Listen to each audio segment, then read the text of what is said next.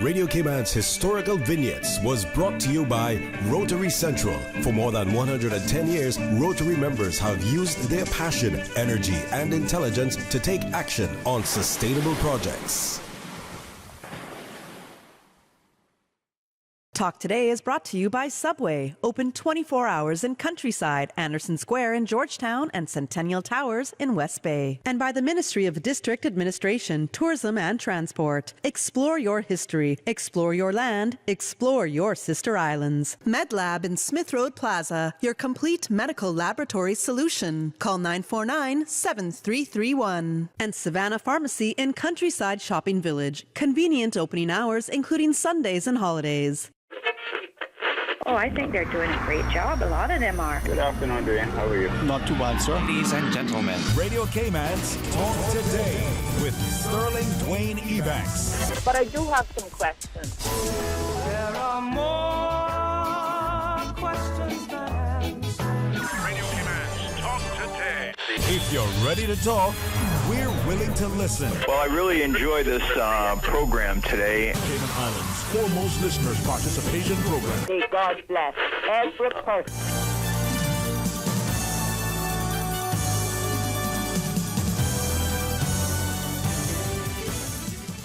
Hey, good afternoon and welcome. Thank you so much for joining us in another magnificent Monday's edition of Talk Today as we invite you to be a part of our discussion. So stay tuned for Talk Today. Radio Cayman's Talk Today, the Cayman Islands' foremost listeners participation program. We ask our listeners to avoid statements or comments which are abusive, derogatory, malicious, or defamatory. Do not use any indecent language or make any statement which is false or misleading. Email talktoday@candw.ky or call 1-800-534-8255. Courtesy of Flow. Cayman's #1 network that connects you to your world like never before. Let your voice be heard. Once again, here's your host, Sterling Dwayne Ebanks.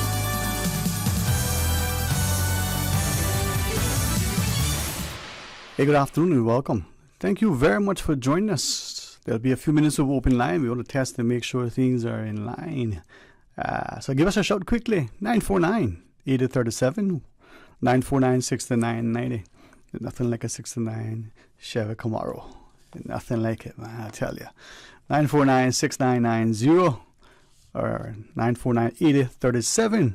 And you can try the toll-free line if you wish. 1-800-534-TALK. That's 1-800-534-8255. WhatsApp, if you want. You can do a voice note. You can send it through to us and we'll read it or we can play it, whatever you wish, you know. That's 925-32-621. At 12:30, once we take the break and come back from that 12:30 break, Katina Anglin. Now, we need to find, as humble and modest as she is, perhaps the appropriate handle to ascribe to her name. She has, if she would allow us to say, been a great inspiration. Her testimony, her life story, the fact that she diligently tries to walk, in a semblance of following the guiding light. And it's just truly, truly magnificent, inspiring, not just as an individual, but as a society that can ensure that we have, as a people, these opportunities. Saying that, maybe you're paying attention to the Youth Parliament. You may have some comments, but let's go to the phones. Hey, good afternoon and welcome. Thanks for calling. Good afternoon to you, Sterling Dwayne. Good afternoon, sir. How are you today? That's fine. Here the lines are back up, running again. Oh, thank God, yes. Thanks to the team here as well, Yes, very much. So thankful to Radio Cayman, your wonderful team there. Yes, sir. Thank you for acknowledging that. Yes, wonderful. Can't shower enough accolades on them. Once again, we find ourselves with using our youth parliament to debate important issues. Parliament should be debating, but maybe they're trying them out as guinea pigs, I guess, if you want to put it that way. Yes, seems so, yeah. Or, or maybe they're being used as the supposed district councils that they will come in as district councils. I imagine wonderful of the young people to try this out, but we've got to understand it's a big difference between the youth parliament and the real parliament, voted in by the electors, represent their wishes. The thing is, those are important issues. One of them, as you know, as I've stressed it over the many years, and anyone can see that now, the importance of considering direct income tax. People would just listen, not direct taxation, so to speak, but direct income tax. Right now, we are 85%, which is the private sector, people are under health insurance law.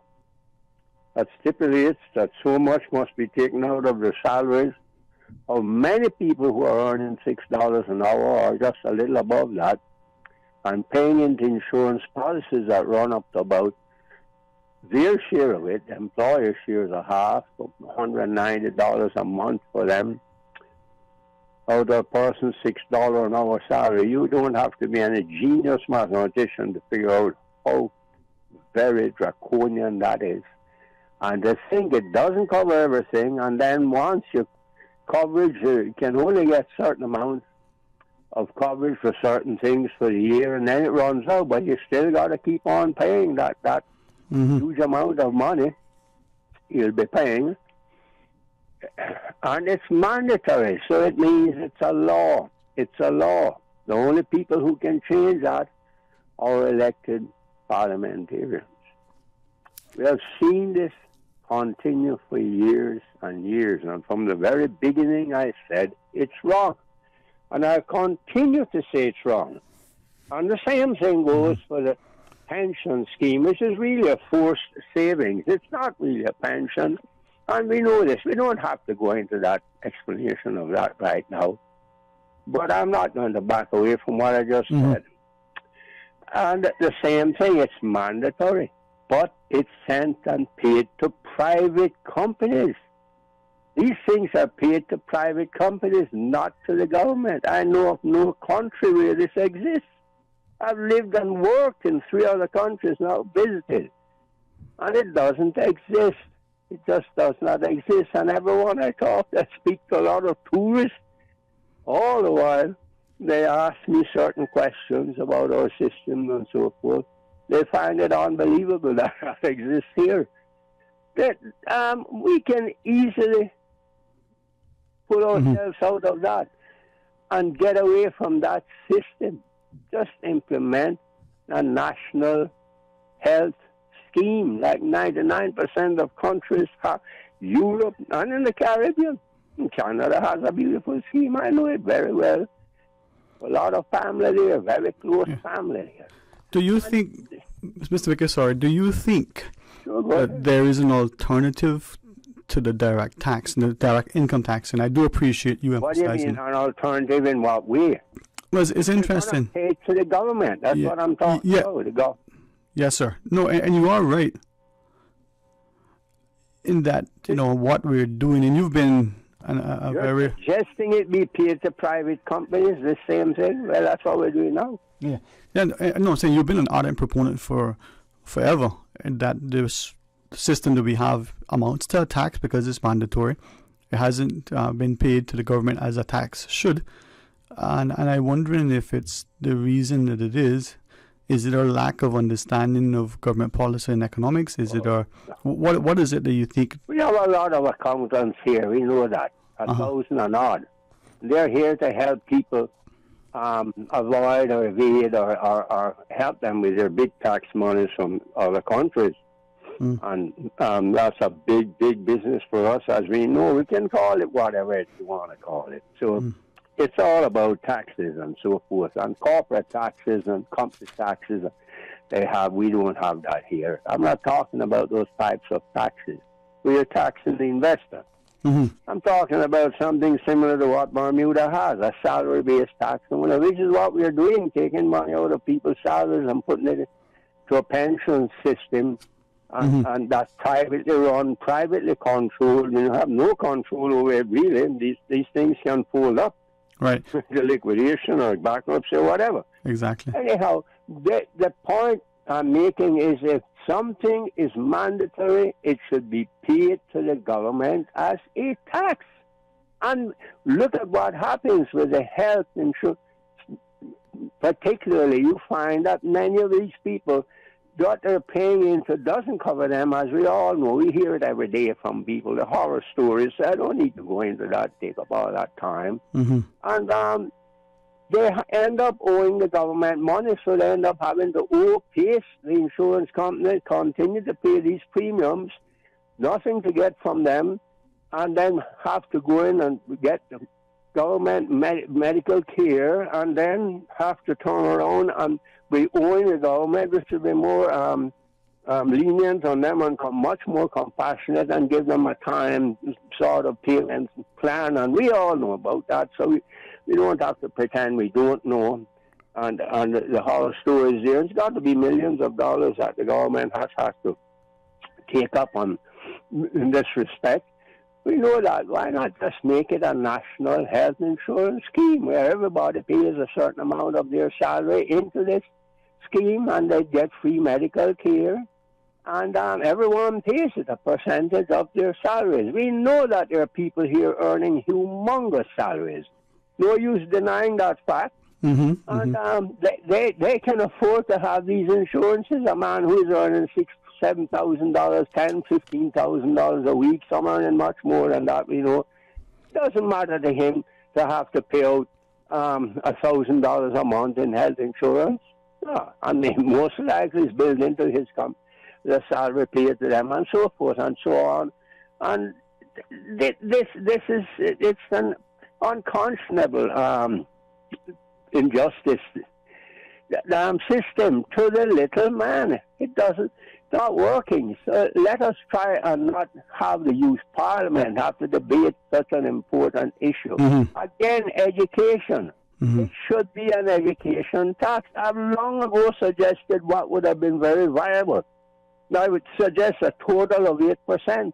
And it is like what they're talking about now. It would be a tiered thing. It would start at a certain amount.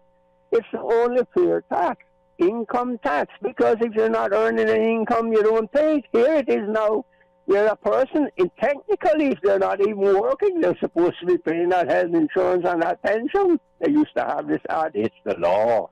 It's the law. They no more have it. Remember that? They no more have that ad. It was on the radio station. Yep. But this is the point I'm making. It's very simple. You pay 2.5% into your unemployment compensation. This is where we got screwed up. There should have been an unemployment tax, that when you're unemployed, you can get funded, like what we did with the pensions. It would have come from that unemployment tax. If we had done it from the first time I suggested it over 20 years ago, there would be money in the coffers. At no time are all the people unemployed, so there would be millions and millions of dollars in the coffers now if you consider 2.5%. And you're thinking of people who are earning thousands and thousands of dollars a month and so forth. And it would start at a certain level. At a certain level, it can work. It can. The other day by some foreigner that we don't have enough people here for that, but we have enough people to pay a lot. Can you believe that? Anyhow, that is my whole take on the matter, and that's what should be debated in our parliament by our parliamentarians. It's a very important issue, and the time has come. Indeed, it has. The time has come now. Now. Well, thank you very much. You're most welcome. Courage. Have to develop that courage, our parliamentarians. Courage. Wonderful day. You too, sir. You too. Wow.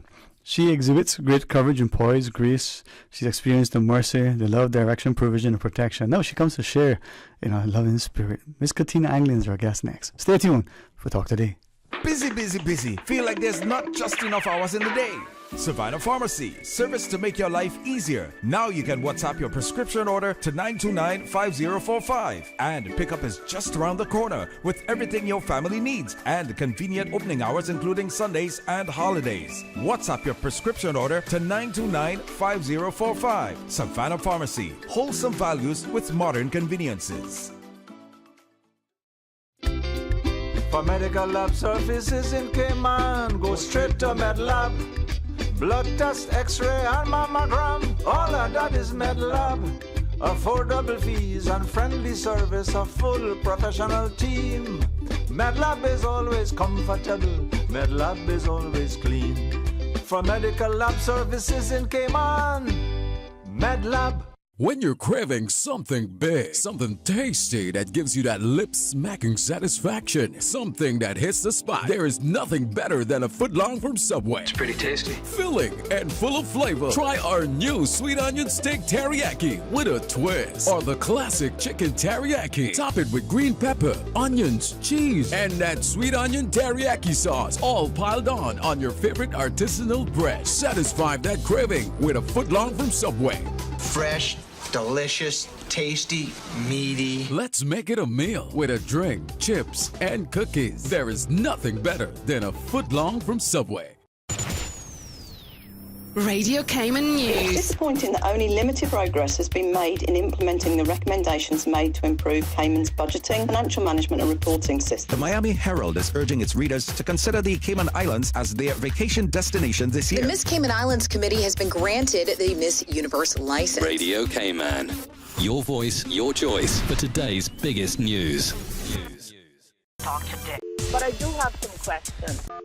Talk today. Cayman Islands' foremost listeners participation program. Talk today. Because there are more questions than answers. What the public is saying. Waiting to take your calls right now. Sterling Dwayne Ebanks.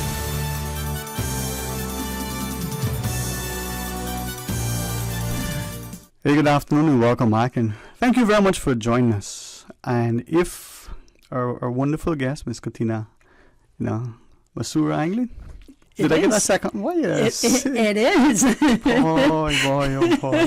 That rolled off your tongue much easier than you Christian, expected. Yeah, and Christian Association for Civics and Political Education. Yeah. So, but today I'm here in a personal capacity. Mm-hmm. Although I will be mentioning some things about the Christian Association for Civics, I am actually here in a personal capacity today. I want to be guided by you. I want to remind myself, and because Mr. Mickey just called, I hope he doesn't mind. A man who we, as our society will look at and has a command of history, has an understanding, and as he has shared, it makes me feel that as we get older, we get more experience in life. We get to experience certain things. Wish we had done things. Wish we hadn't done things. Wish we had done things differently.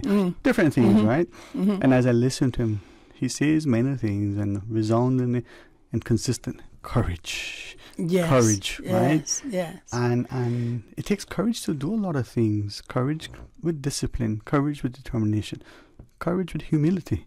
And so I say that to share that as I invite us to either look at it again, the Youth Parliament, and look at it through a lens that sees a changing flavor and face in Cayman. Look at it through a lens that, as he said, why are the youth parliamentarians discussing some of the things? Now, it's great because it may give us as a public a chance to vent that, as politicians, to test the receptiveness, but also maybe to champion what is being said or to challenge it. And I said to look at you, if it's okay. I think back to the days on the school bus. You come into the bus and you fill the room in more than just your physical presence. But I also fast forward to realize that, like many other societies that give their people opportunity, we don't do that for our own. We may have at one point, and when we do now, again, hope this would offend us to the point where we look at it and say, no, that's not how it is. You're wrong. That's fine. Or you know what? You're kind of right. You may be right. Let's address it. We do so begrudgingly, right? We give token appointments and accolades. We do things, and we're not looking. So I look at across the table at you, and I see success, not just academic, not just social, not just personal, not just physical, but I see it in a word, and I try to find what is a better word to substitute, because we measure success too often by something that translates into dollars and cents, as opposed to something which is more encompassing. And I may come back to that in a second, but congratulations again publicly. Thank you. Thank you for being you. Thank you. Dwayne, I don't shy away from what made me into what I am, or rather, who made me into what I am. And what you're looking at is God's glory, God's power, God's grace, God's love. And, I'd love to throw my two hands in the air sometimes and say, look at what I have done, because I invested myself into it. But then I have to face the reality and humble myself, realizing that you really didn't have a whole lot to do with this, Katina. It was God's redemptive love to lift me up out of the miry clay and place me on solid ground, and in reflection, as I look back over my life, when I look at the worst times in my life, I realize God had to have been there with me, because there are instances and moments in my life where I should have been killed in whatever way. If God was not with me, I would not be here in the studio with you now. And I mean, I've said this before. Said this, yes. And at this time of this juncture in my life, it's even more important for me to re-emphasize that were it not for God's redemptive love, if it was not for God's protection, if it was not for His grace and His mercy, I wouldn't be here, and I would not have accomplished what I have. But Ms. Katina, as you shared that, I wondered to what extent many of us, you said this publicly, it served, I think, for some of us to be mindful and appreciative. There, by the grace of God, go I. You shared, there are times when you may not be here because you maybe did. I mean, I put it the way you put it, right? But I wonder how many of us have stopped to think that day when we were delayed, as frustrated as we were, trying to get to work on time, get the child to somewhere, we need to leave for a meeting, whatever it is, right? We're delayed. Can't find the car keys, looking for a belt, whatever it is, right? We're of all the days for traffic to have a jam. Why? I mean, you got it all planned out. Or other little things. We know of, one or two stories where the guy missed the plane and, turned out and this and this and this. But I wonder how many of us look within in the simplest things that frustrated us. My mom says, not every disappointment is a misfortune. Exactly. I wonder if we look at it and go, you know what? That may be for a particular reason. It may have avoided an accident. It may have avoided an argument. It may have avoided something else. There's a often misinterpreted or misunderstood or misapplied. Misapplied, perhaps even. Verse in the Bible that says, in all things give thanks. It didn't say for. It said, in all things give thanks. So the God that you praise and you glorify when you got the promotion is the same God that you should have been praising and glorifying when you had the traffic jam. And saying, God, yeah, I know I'm stuck in a traffic jam. But if I'm here in this traffic jam, you here in the traffic jam too. Yeah. Because you are always with me. And you know I need to get there on time. Yeah. And so, Lord, I need you to be sure. I know that you are sure. Yeah. I know that I am sure because you are sure. I am confident that this will all work out for me. I'll share something with you, and I'm mindful of it, but I'm also confident that it's okay to share because we just, not you and I, but we just spoke about it recently. It's not to discredit the utility company or anything, but you remember many years ago, at about just before 8:30 in the morning, let's say after 8, the gas station on Westbury Road intersects with the road that's being connected now to the bypass. I don't know what it's called, by the fast food restaurant, but the hotel that was once called Radisson. So now it's Rubes. Yeah, there we go, right down. The water company or the water authority or the water somebody cut a trench, looked like the Cayman trench, right, to do something, and traffic was stopped for 4 hours, if not more. Mhm. One or two of us were the last car. I was actually the last car to move before it was cut. The cars behind me. In that line was a friend, and then another friend. And I found out after the frustration that everybody except that one had. All right, no cell phones. Just sitting there fuming because you couldn't move, you couldn't do anything. You remember that? And where else were you going to go? Because that was the one road. That was the one road. Thank you. That was the one road, and you were stuck there. He didn't have any air conditioning in his car. Oh my! He had a particularly important thing that day. No cell phone to communicate to anybody about how I get to work, late, whichever. Right. One individual, she lost her job as a result of that. Like, if fans no buts about it. This guy lost something significantly because of that. The two of them to this day, we had that conversation. The job turned out to be a blessing in disguise. She kept saying, "Oh, I hate this job. I wish I had another job." Took her months to get another job. Yeah. Now, I won't share no more, but just because of that thing, I've always reflected on it. Some of us got through, had a bad day. Some of us had a good day. Some of us got stuck in it, had a horrible day, but turned out to be good. Not every disappointment is a misfortune. No. In that moment, you may not know. So with you where you are now... now, before you go on any further, Dwayne, I want to add something more recent to it about, blooming where you are. Ah, okay. Last week before last Wednesday, I was, or Thursday, I got trapped in an elevator. And I don't do very well in small spaces. I'm not going to say anything. She is 6'8", okay? Just so you know. She is kneeling down. She's not in a chair. So when I accept it, yes, the door is not going to open. You are stuck in this elevator. Yeah. I looked up and I didn't see a ladder going up through the roof. I looked down and I saw that there was a small gap under the bottom of the elevator door, so I knew I was not going to die for lack of oxygen. Because as small as that elevator may be, I can still get my face down there and breathe there. But nonetheless, it was a small space. It had been a long time since I'd been in a situation like that. So I handed myself over to the Lord and said, "God, I know you're always with me. So here what I'm going to do. I'm not going to press the call phone button on the thing because I didn't know how that was going to work. Was there going to be a ringing of an alarm and everybody was going to leave, and there were some people, the building I was in, there were some people sitting on the exam, and I didn't want to inconvenience them.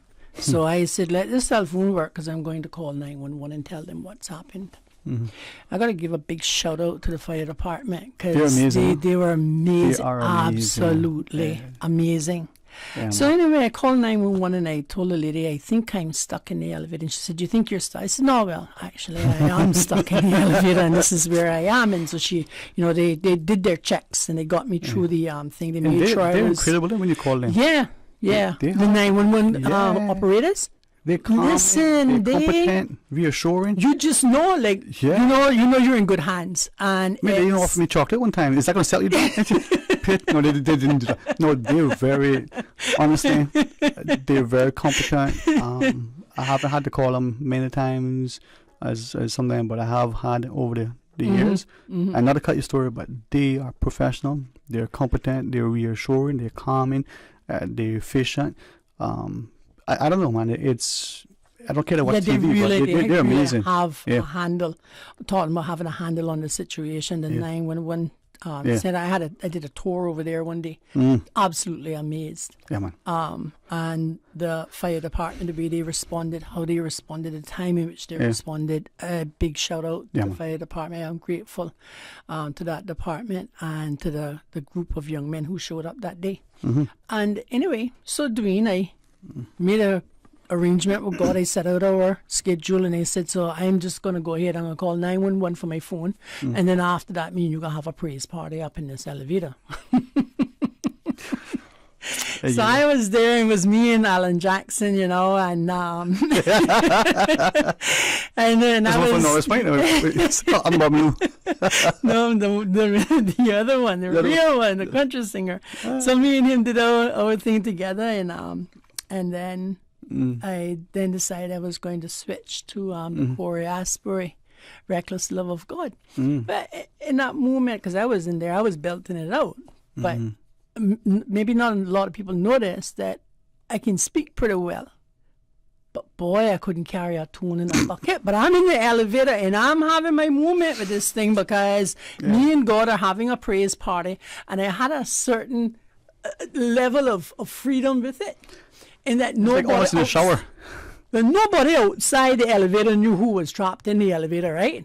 So it was okay for me if I didn't sound good. That's okay because nobody knows who's trapped in the elevator. So I was having a praise party when I heard, my son called at the same time. He said, "Mom," he said, I'm just needed to make this phone call for some reason. He said, "You okay?" I said, "Well, son, your mom's trapped in the elevator." "Are you serious?" I said, Yeah. But that's okay. I called 911. The fire department are on their way. And he says, "Mom, I'm going to stay on the phone." I said, "Thank you very much for that." And then at the same time, there was this thing on the door, and I said, "Debbie, hold on." I think the fire department said, "Hello?" And he says, "Yes, Mom, Kevin Island's fire department." I said, "Oh boy, they're here." And they got the door open. And I just wonder if your friend who was stuck in line that day, what type of praise party he had going on in his car. Because some of us can party with God, right? Like you never believe, boy. Like you never believe. It's interesting you share that. Yeah. And when we return from the commercial break. We go to commercial break? There's Susan. What do you think, Sue? Should we take a commercial break? She said, since you said that's good, we're going to go to commercial break. Okay. And when we come back, I just want to share a little bit about courage, and then we're going to move on to today's... Yeah. Well, I'll tell you about if you want to, but as we go in, the fact that your son, physically distant, right? Yes. Is able to feel and be connected. Yeah. In that moment. Yeah. And obedient to call and be able to say, "Hey, I just got a feeling." Yeah. Maybe we'll talk about it at some point, but let's do this commercial break. You want to take us to the commercial break? Cayman Islands. Just keep your radio dial exactly where it is, 89.9 FM Radio Cayman.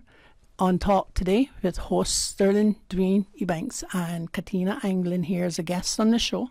Until we come back from the commercial break, there's so much greatness coming up. Stay tuned. A caring and community spirit, cherished family and cultural values. These are some of the things that still embodies the Caymanian way of life in the Eastern Districts today. Savannah Pharmacy, your neighborhood pharmacy, located in Countryside Shopping Village, is delighted to offer products and services of real value. Whether it's catering to your family's medical needs or carrying apparel, gifts, and beauty products, Savannah Pharmacy provides you with more than just prescriptions. Remember, they're always just around the corner with everything your family needs and convenient opening hours, including Sundays and holidays. Savannah Pharmacy. For more information, call 946-3336. They say variety is the spice of life. And that's why at Subway, we're introducing the new Boneless Hot Sub. Say what?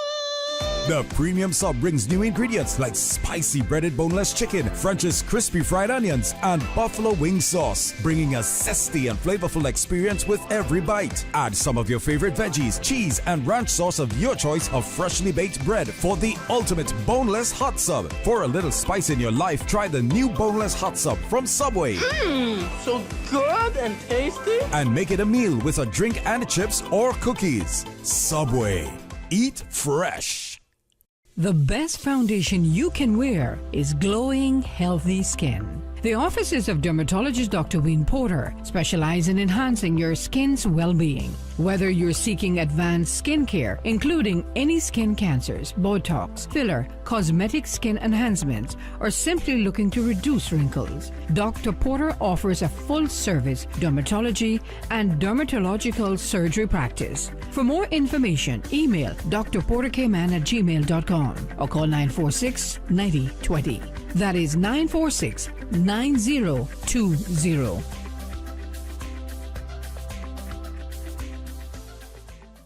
Can you imagine your home completely organized? At Brand Source Custom Closets, we can. We specialize in designing and building custom closets and storage units for any room in your home, including the garage. With tailored designs and custom LED lighting solutions to fit your lifestyle and budget. Our custom closets expert is committed to enhancing the value of your home with a solution that is uniquely yours. Visit our showroom or call 623-6774 to schedule a no-obligation appointment with our design expert. Brand Source Custom Closets, 209 Dorsey Drive, Industrial Park.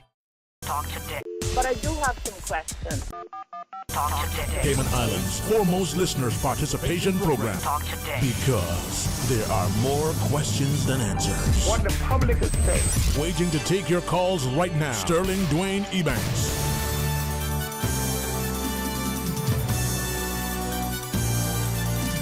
Hey, good afternoon and welcome. Thanks very much for joining us, and thanks too to Ms. Katina Anglin. I say thanks for a number of things. Sharing your perspective, sharing your journey with us in a very public way, so that we can hopefully, prayerfully draw alongside, support, nurture, encourage. Amen. But also taking it as a page and book, an example.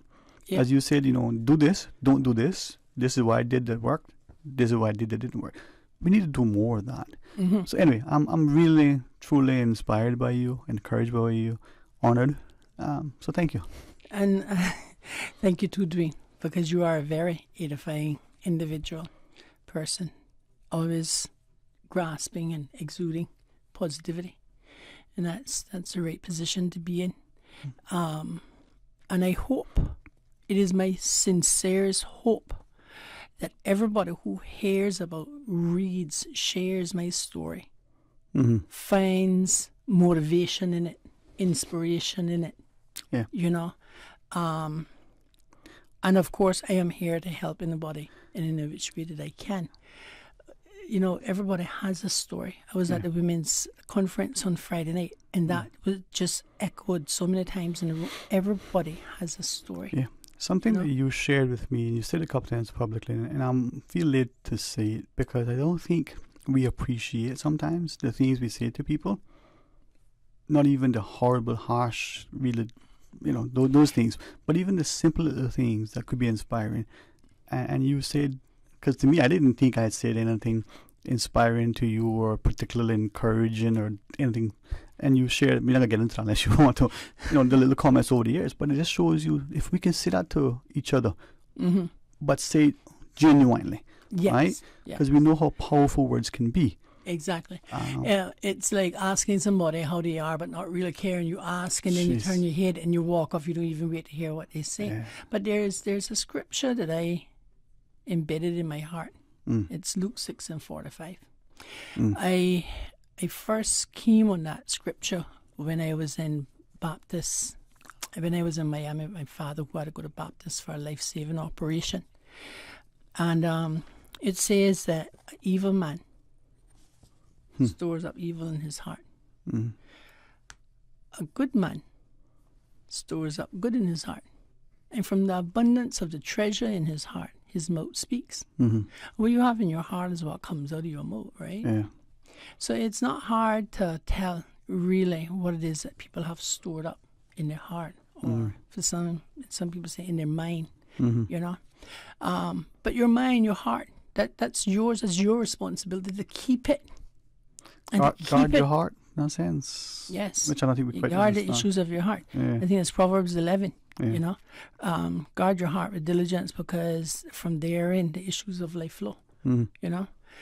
Now, before we took the break, I said that we would speak on courage when we came back. And I just want to share with people what courage really is and how I see it, right? The Bible says, be brave and courageous. So people think that bravery are unable to distinguish bravery and courageous. It's not synonymous. They're two not the same, right? So bravery is, running in there. I can do this. I'm going to conquer the lion. Courage is when you see the lion, you know that the lion has the ability to consume you, to devour you, and saying, that is a lion, he can devour me, but I go and kill him before he do that. Right? It is seeing the object that gives you reason to fear, but nonetheless going through the object of fear. You know? So sometimes we see the thing, we don't fear it, we're brave. Sometimes we see the thing, we have reason to fear because we know what it is, you know, but we still go in to battle and war with and against it and to overcome it. That's where the courage comes in at, right? That's where the Bible splits it in two and speaks about the bravery and the courage. And, you know, a lot of people say to me, boy, I wish I were brave like you. And I say, well, you are. Other people say, man, you're courageous. I say, well, come, let me tell you how this really plays out, you know. But I have an assurance, a confidence because of my relationship with God. And when I reflect on my life and I see how God had to have been with me, and if anybody look at their life, I can tell you there are moment after moment after moment in every day. And then you can look back and you can look at the small deliverances and you can look at the large deliverances. If you reflect over your life, you will see that God had to have been with you, or you wouldn't be here. That is the end of that story. And when you have that assurance, because you have a relationship with God, that because he loves me, he will hear and he will answer and he will deliver me. I'm not responsible for how he do that, you know. That's his responsibility, how he does that, right? Yeah. But I notice I have this assurance with God that this is how the story plays out. And then I have another assurance also that to be absent from you is to be present with him. And no greater assurance have I ever received. And do I so look forward to that reward. Amen. All right, let's do the news. Yes. Come back. And then I going to have my own news fun when I come back too. All right. So just stick with us here on 89.9 Radio Cayman. 89.9 FM Radio Cayman. Talk today with host Sterling Dwayne Ebanks and guest Katina Anglin. See you in just a couple of minutes. You hear? You are listening to Radio Cayman, the voice of the Cayman Islands. Today's biggest news. Radio Cayman. Your voice, your choice. Local, regional, international. This is Headlines from Radio Cayman's newsroom. Today's biggest news. The Headline News is brought to you by Health Services Authority. With your latest headlines, I'm Felicia Rankin-Solins. Cayman Art Week is set to return for a third year from Tuesday, May 30th to Saturday, June 3rd, 2023 at venues across all three Cayman Islands. Its 5 days of exhibitions and events are all free and open to the public. In international news, Israel's education minister has apologized to Ethiopian Israeli schoolgirls whose teachers mocked them in a WhatsApp group on a school trip. The girls spotted the teachers messaging each other in a chat group they created called Black School Trip. One of the girls filmed the chat over a teacher's shoulder that shared it on social media. There are about 150,000 citizens of Ethiopian origin in Israel. The Ethiopian Jews' integration in Israel has been challenging, with the community suffering disproportionately high levels of unemployment and poverty, as well as discrimination. The teachers involved were suspended, and the incident is being investigated. Michelle Yeoh, the first Asian woman to win Best Actress as Everything Everywhere All at Once, dominated at the Oscars. The dazzling multiverse adventure won 7 awards, including Best Picture, Director, and Original Screenplay. Yeoh's co-stars Ki Huy Kwan and Jamie Lee Curtis triumphed in the supporting actor and actress categories. In the history of the Oscars, no other film has ever won Best Picture, Best Director, and 3 acting prizes. These are your headlines. I'm Felicia Rankin-Solins. For the latest in news and information, follow Radio Cayman on social media, Facebook, Instagram, Twitter. Download the Radio Cayman app or log on to our website, radiocayman.gov.ky. The Headline News are brought to you by Health Services Authority. When you have a sports or fitness-related injury, trust the expertise of the HSA Sports and Exercise Medicine Clinic to get you back in the game. Our internationally trained and certified physicians specialize in sports traumatology, sports medicine, pain management, and orthopedic surgery. For treatment of common injuries such as tendonitis, arthritis, tennis elbow, rotator cuff, or knee tears, schedule a consultation with the Sports and Exercise Medicine Clinic at Smith Road Medical Center by calling 949-8600 or visit hsa.ky for more information.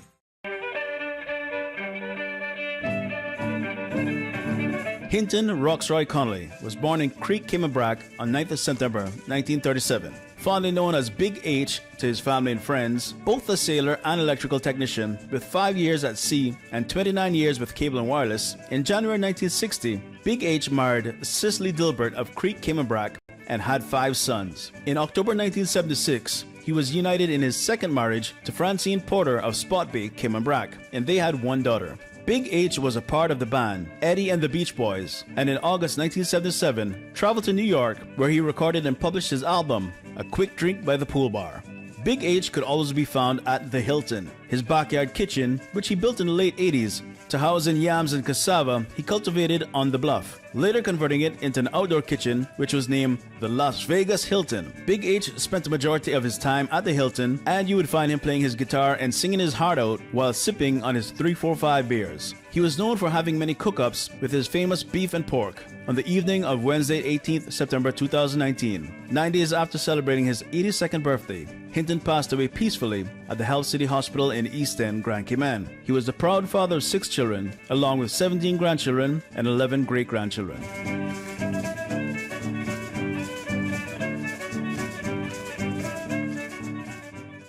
Talk today. But I do have some questions. Talk today. Cayman Islands' foremost listeners' participation program. Talk today. Because there are more questions than answers. What the public is saying. Waiting to take your calls right now. Sterling Dwayne Ebanks.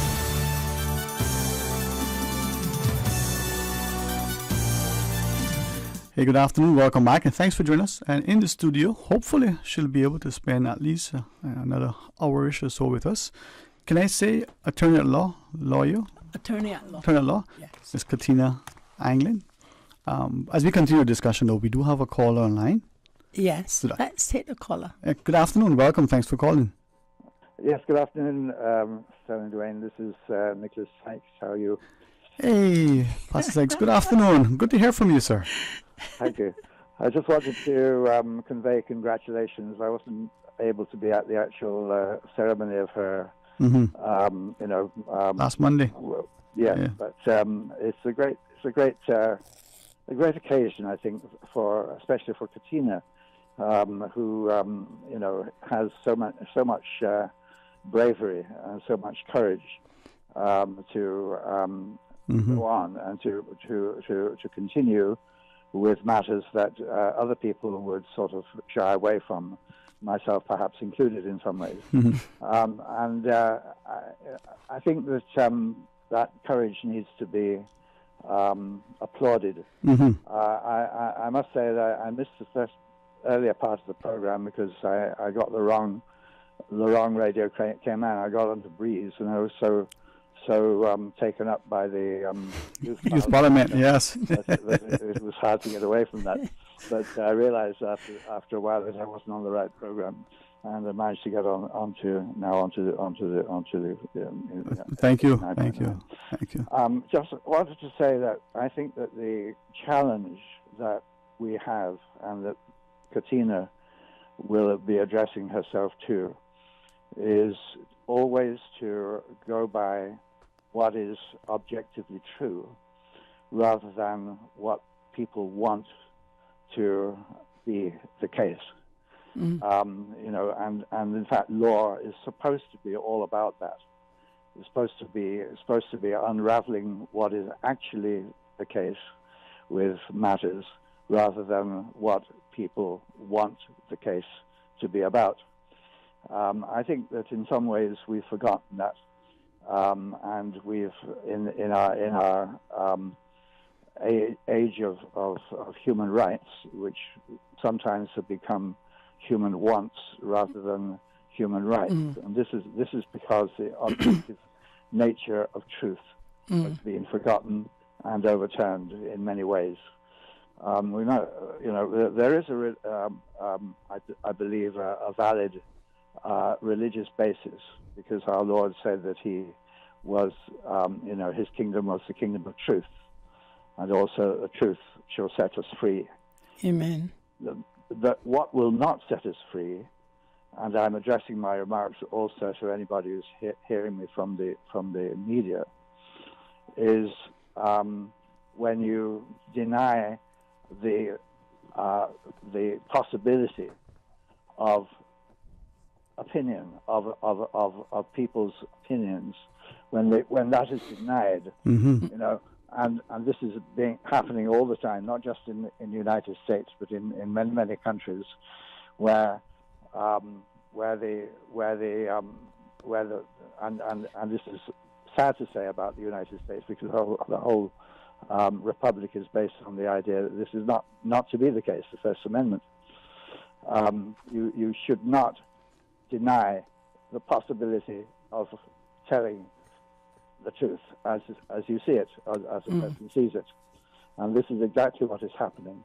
There are large financial interests which are actually going against that basic basis of a human society. And I see certain signs of that happening here as well, unhappily. I've been here over 40 years, and I've seen this, and I think this is the most dangerous element that is happening to our own society. And I'm encouraging Katina and others who have courage like her to make sure that in her work as a lawyer, she is able to counter this tendency. It is not good, it is not right, it is not something that a society is benefiting from just because somebody likes something or has an opinion about something. That is different from whether that is actually true or not true, and that is what has to be filtered out.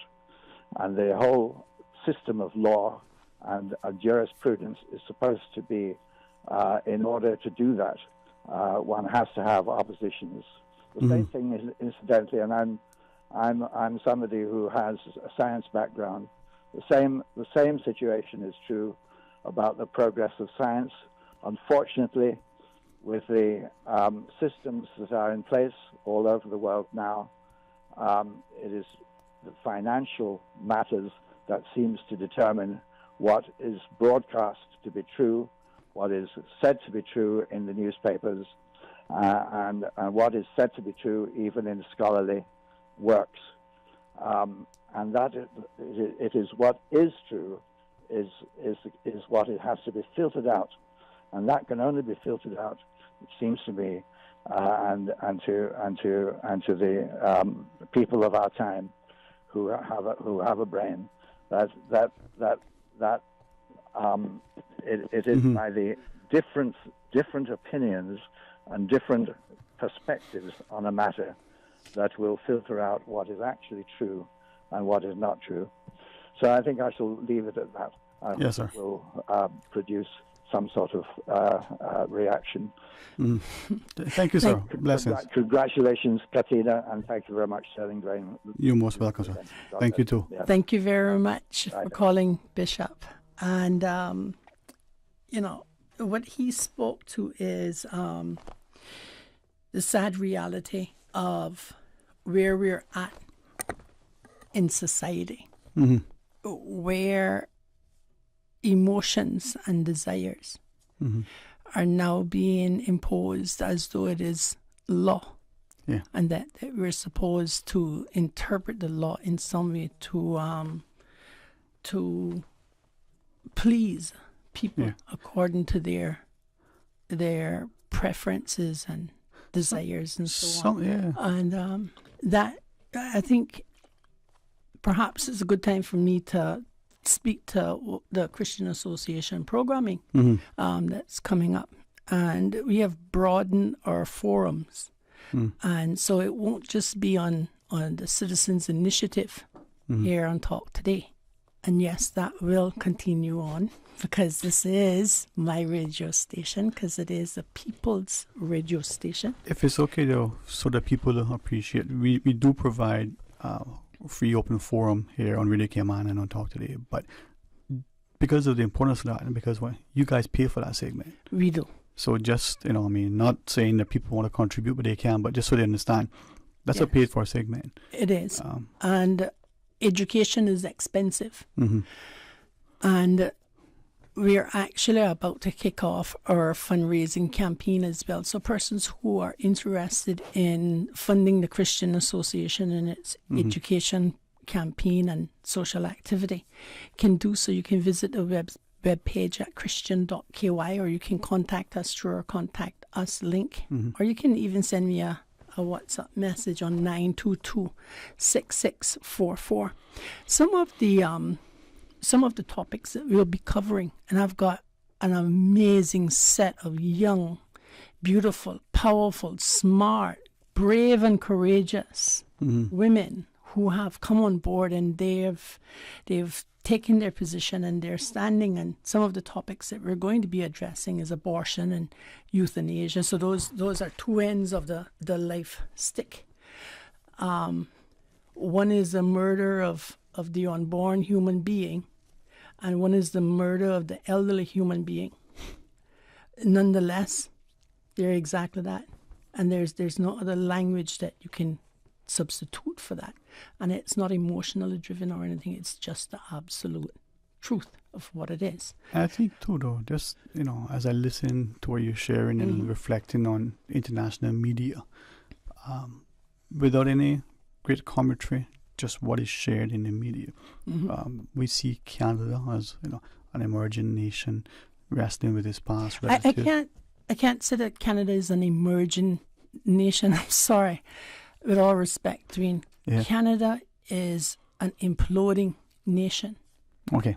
It is slipping and sliding so fast in moral and social values. It is not a country that I hope that we are ever compared to. Yeah. It is so close to being fully communist. Yeah. Right? Well, I mean, the skies are something. It's like we have Cuba in the Caribbean, we have Canada at the top of the map. Yeah. So, but I mean, with that, as it wrestles with its history. And I said I would respect Canadians who are here in this country, because I know some great Canadians. No, but I was in the company of a great Canadian this morning. Yeah. And there are many people in Canada who still have their sanity. Yeah. But this morals. Is, what we, as I want to share, what we maybe hear or see or witness in international media, but when we speak to the citizens of our country, irrespective of their political or other affiliations, if you have a friendship and you can talk confidently and sometimes confidentially, they share things with you and you get a perspective, their perspective. Doesn't mean it's the best, it's the only, but you get their perspective. In that sense of having that discussion, that dialogue, is so important to democracy. And with Canada, as I was going to share, looking at its history and understanding how its First Peoples to today, this legislature talking about implementing laws that allow even the very young to decide how it's going to continue life. Right? But these are individuals who don't even know what they want to be when they grow up. But and you're ripping away parents' rights, parents who have a responsibility, a spiritual, a moral, a social, a legal responsibility to the child that they have brought into this world. You're ripping away their rights and indoctrinating children into believing things that are so factually, biologically incorrect to further personal agendas, right? And then you're shutting down those children who, when they discover the error that they have made with your insistence and encouragement, you're shutting them down so they're not able to advocate to other young children and young people for their own well-being. Now, I think you said something about being democratic. Certainly we were not talking about Canada when we were saying that. But I have enough issues right here in Cayman that I need to deal with. And that's it. You know, I and we here in Cayman have a tremendous advantage in that we have already seen the disastrous outcome of these ideologies. Right. We have an ability to apply the brakes here. Yeah. And I'm glad you share that, because looking at a country with tens of millions or hundreds of millions, issues that individual citizens face as a result of either a government policy or an ineffective policy. Maybe when we look at the Cayman landscape, that there's the courage, not just the bravery, but the courage to publicly advocate, but also stand in the gap. And understandably, there'll be those who would say, oh, you work for this company, whether it's a government entity, whether it's your own sole proprietorship, and think there's an agenda. And even if there is an agenda, is the outcome, the objective, the intent genuine? And is it good? Right? Because the agenda can be an agenda for your demise, but it's my agenda. You know, is the outcome going to be good? Good for society? Because we're despite how much of the individualistic perceptions that we may have, we're not in this world alone, and our actions affect other people. I mean, but there's. Great. Thank you. There's also another education campaign that we will be. And I really look forward to this one, because this one is very, very personal to me. And it is, what is a woman? And Bishop Sykes was talking just now about emotions and feelings and so on and so forth. And I have every intention of defending my dignity and my womanhood, the magnificence, my creation as a female, as a woman. Listen, that. I have a lot of things on the burners. Going to look forward to that one. And another thing, Dwayne, I want to squeeze these two in before we. Let me take a caller too in a minute, but yeah. We got a caller too. Yeah. Caller, please just hold on for me. Thank you. The March for Jesus, which is themed Jesus Reigns, the March for Jesus 2023. It's on the 27th of March, 2023. And we will have a web page set up for that soon on Christian.ky, which is the website for the Christian Association. And so that's going to be a motorcade, actually, from Georgetown to West Bay and back to Georgetown. And then there's a lot more details that have to be revealed. But you need to tune into Radio Cayman. You need to check our web page, and you need to get tied in with your church. You need to ask to be added to the Christian Association WhatsApp group so you can keep up with what's going on. It's the 27th day of May. Okay, you just 27th day of May 2023, not the 27th day of March. I do apologize. I finally got out of February and got into March, and I'm advertising something for 27th of March. That is incorrect. It's the 27th day of May 2023. So go ahead and mark your calendars, because it's from 3 p.m. in the afternoon. Call your pastors, call your congregants, call your neighbors, because not everybody who believes in Christian values are devout Christians, but they still believe in Christian values. So that's March for Jesus, and it's themed Jesus Reigns, 27th of May, 2023. All right. Take the caller? We take the caller. Okay, good afternoon and welcome. Thanks for calling. Good afternoon, Stuart and Dwayne. Mario Ebanks here. Hey. Mario, good afternoon. Good afternoon to Ms. Katina. Good afternoon, sir. I just want to also congratulate you on being called to the bar recently and becoming an attorney at law. Thank you very much, sir. Good inspiration for other people, ladies and gentlemen, and all others. Yes. Interesting conversation. I just have a quick contribution to make and a question for you, Ms. Katina. There's an emerging doctrine that's used a lot in the workplace now that is called DE&I, Diversity, Equity and Inclusion, DE&I.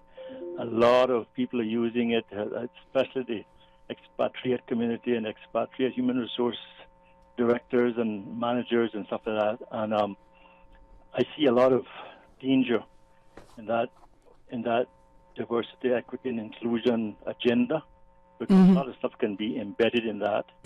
And I don't know if you and your association have actually taken note of it and started to kind of look into it. But it is something that we got to be careful with, because it could be the leading edge of a lot of liberal, anti-Christian, anti-Cayman culture issues as well that can get artificially inseminated into our society, into our Caymanian way of life. That could be quite dangerous. And looking at our Constitution and a preamble, it says a God-fearing country based on traditional Christian values, tolerant of other religion and beliefs. And it also goes on to say in the preamble, a country in which religion finds its expression in moral living and social justice. So I wondered whether you had any view on the whole issue of this diversity, equity, and inclusion, and whether your association would want to look into it to make sure that, again, that's not one of those things that are kind of embedded or slid in under the cover of darkness and get into our society and embed itself, so that, again, we have a major conflict with our Christian heritage and social values that could be detrimental. I'll leave you there unless you have any questions for me. I would ask you to do me one favor, please. It seems to me that you have the Constitution before you. Do you have the Constitution open? I can get it quickly, yes. If you would, read Section 1 of the Bill of Rights. I know a lot of people make reference to the preamble, but if you can, read out for me what Section 1 of the Bill of Rights says. You say part 1, because Bill of Rights has quite a few. Part 2. Quite a bit. Part 1 of the Bill of Rights is quite long, as I said. Part 2. Sorry, part 2, is it? Okay, not section 1, but part 2. I'm clicking through the pages here now. All right, as the pages. Okay, while you're finding that, because I'll tell you what it makes reference to, so you can read it out word for word when you do find it. It's enshrined in our Constitution that we are a nation of Christian values, of seafaring heritage also. Our seafarers didn't take their foot off of this ground to go on to no boat, to go out there to no blue graveyard without having prayed first, because our seafarers trusted in the Lord God strong and mighty. Now, not all of them who left came back, and it is our prayer that they went home to be with our Father. But not enough emphasis, not enough education is placed on that section of our Constitution, which enshrines our Christian values as irrefutable in our Constitution. The preamble is the preamble, and it's often quoted, but the most powerful part when we're going to reference our Christian values is found in that section 1. But I do see, I see part 1, Bill of Rights, Freedom and Responsibilities, and I do see part 1, and then section 1 that talks about Bill of Rights, Freedom and Responsibilities is the cornerstone of democracy in the Cayman Islands. But then it talks about life and talks about torture and inhumane treatment. But what I'm saying is that our Constitution is built upon a Christian heritage. It is. A God-fearing country. It is. So I don't think we can argue about that. My question was whether this whole potential liberal Trojan horse of diversity, equity, and inclusion may not be a way of inculcating some of these liberal values into our society. Yet again, we have enough of that coming in as it is, under the cover of darkness, and like I say, almost artificially inseminating us with this stuff through this otherwise innocuous practice of diversity, equity, and inclusion, which can be a good thing if it's applied properly. But if it's applied with devious intent, then that's where the problem is. So I think we need to be very careful with it. I am being very careful with it. I'm just asking you whether you and your association will also look at that and make sure that that's something that we can keep a close eye on. Yes, most certainly. And for the benefit of the public, you and I were on the same wavelength, in agreement about being a nation of Christian values. I was just trying to bring more awareness to the actual section, which is Part 1, Section 1, Subsection 2A. And it reads that this part of the Constitution, A, recognizes the distinct history, culture, Christian values. We are one of the few constitutions that recognizes Christianity as its state religion. And so what I was trying to point out is that not only is it in the preamble, but a preamble is a preamble, but it's actually a section in our Bill of Rights. And to change that would require, to 2A would require a vote by referendum, and certainly something short of a war in this country if you wanted to change it from Christian values to anything else. Right. You know? Yeah. So as far as our association is concerned, we are very much aware of the DE&I, and it is one of the issues that we'll be addressing.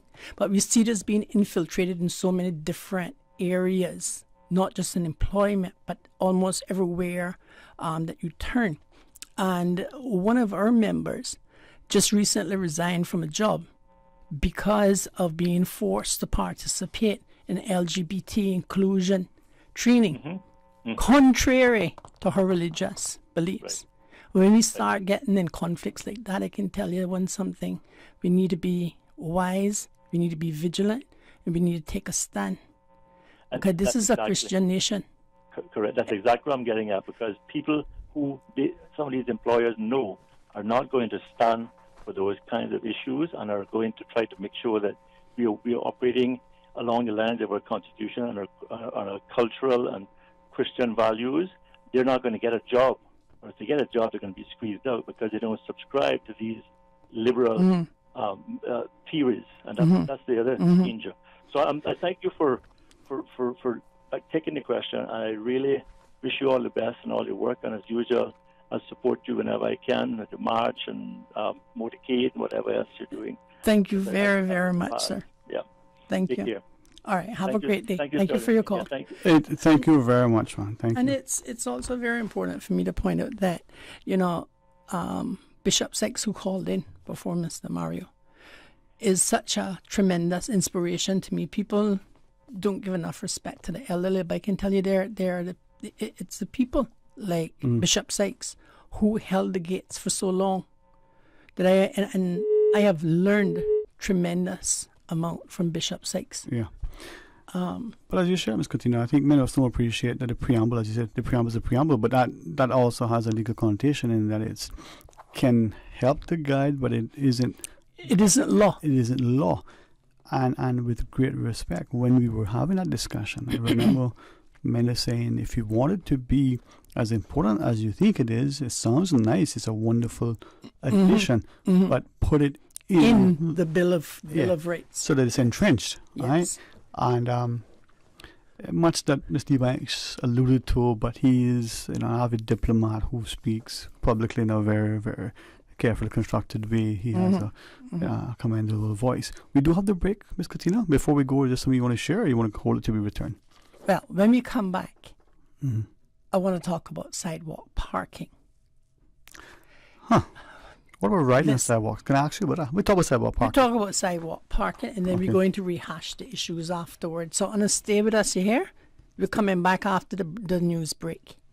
Just a regular break. Just a regular break. Sorry, my apologies. And I'll be right here. Be back. Stay tuned. From boat days to beach gatherings, leave the catering to Subway. Choose from small and large sandwich platters, double meat wrap platters, and top it off with optional cookie platters for dessert. Or ask about our Subway box to go with the option of 6-inch or foot-long sandwich, 1 cookie, and 1 bag of chips. for all occasions and celebrations. Let Subway focus on the food so you can focus on the fun. Visit subway.ky for catering options. Subway. Eat fresh. For medical lab services in Cayman, go straight to MedLab. For a full range of medical services, pleasant, clean and comfortable environment, no long lines and affordable fees, visit MedLab at the Smith Road Plaza. Open Monday to Friday, 8:30 a.m. to 5 p.m. and half day on Saturdays. Call 949-7331 to make your appointment. For medical lab services in Cayman, MedLab. Now, more than ever, supporting your immune system is crucial to helping your body fight off illnesses like the common cold, the flu, and COVID-19. At Valley Med Pharmacy on Walkers Road and in Buttontown, we carry all the essential vitamins and minerals to help support your immune system and improve your overall health. Some of our top immunity support picks are vitamin C, vitamin D, zinc, elderberry, and quercetin, or the popular 7-in-1 immunity support. Our pharmacists are always on hand to help guide you and answer any questions. Visit Valley Med Pharmacy on Walkers Road or Buttontown. Live happy, live healthy with Valley Med Pharmacy. At Doctors Hospital, we know life happens, and usually when you least expect it. So when unexpected medical issues arise, you need quality care close to home. Located in the heart of Georgetown, our accomplished team of physicians and medical staff treat minor urgent conditions such as migraines, chest and abdominal pain, shortness of breath, burns, broken bones, open wounds, and more. 24 hours, 7 days a week with no appointment necessary. Peace of mind is important when life happens. At Doctors Hospital, we're always here just for you. Need to speak to someone? Call 949-6066. Are you a Caymanian job seeker searching for employment? All jobs, whether full-time, part-time, temporary, or permanent, will be required to advertise on the Jobs Cayman portal. Visit work.ky. That's worc.ky to start your job search to see all available jobs or to apply. For assistance in registering or to learn more, call toll-free 1-800-534-9672 or customer care at 945-9672. 945-9672 today. The Cayman Brac Agriculture Show is back, 17 years strong. Saturday, March 18th from 8 a.m. until 4 p.m. at the agriculture grounds of Songbird Drive on the Bluff. Tons of fun for the entire family. Animals, antiques, art, and craft displays. Raffle tickets are $10 and include entry. Travel from Grand Cayman is a breeze, with extra same-day flights on Cayman Airways. Check them out on Facebook at Cayman Brac Agriculture Show. Don't miss the 17th Annual Cayman Brac Agriculture Show, Saturday, March 18th. Talk today. But I do have some questions. Talk today. Cayman Islands' foremost listeners' participation program. Talk today. Because there are more questions than answers. What the public is saying. Waiting to take your calls right now. Sterling Dwayne Ebanks.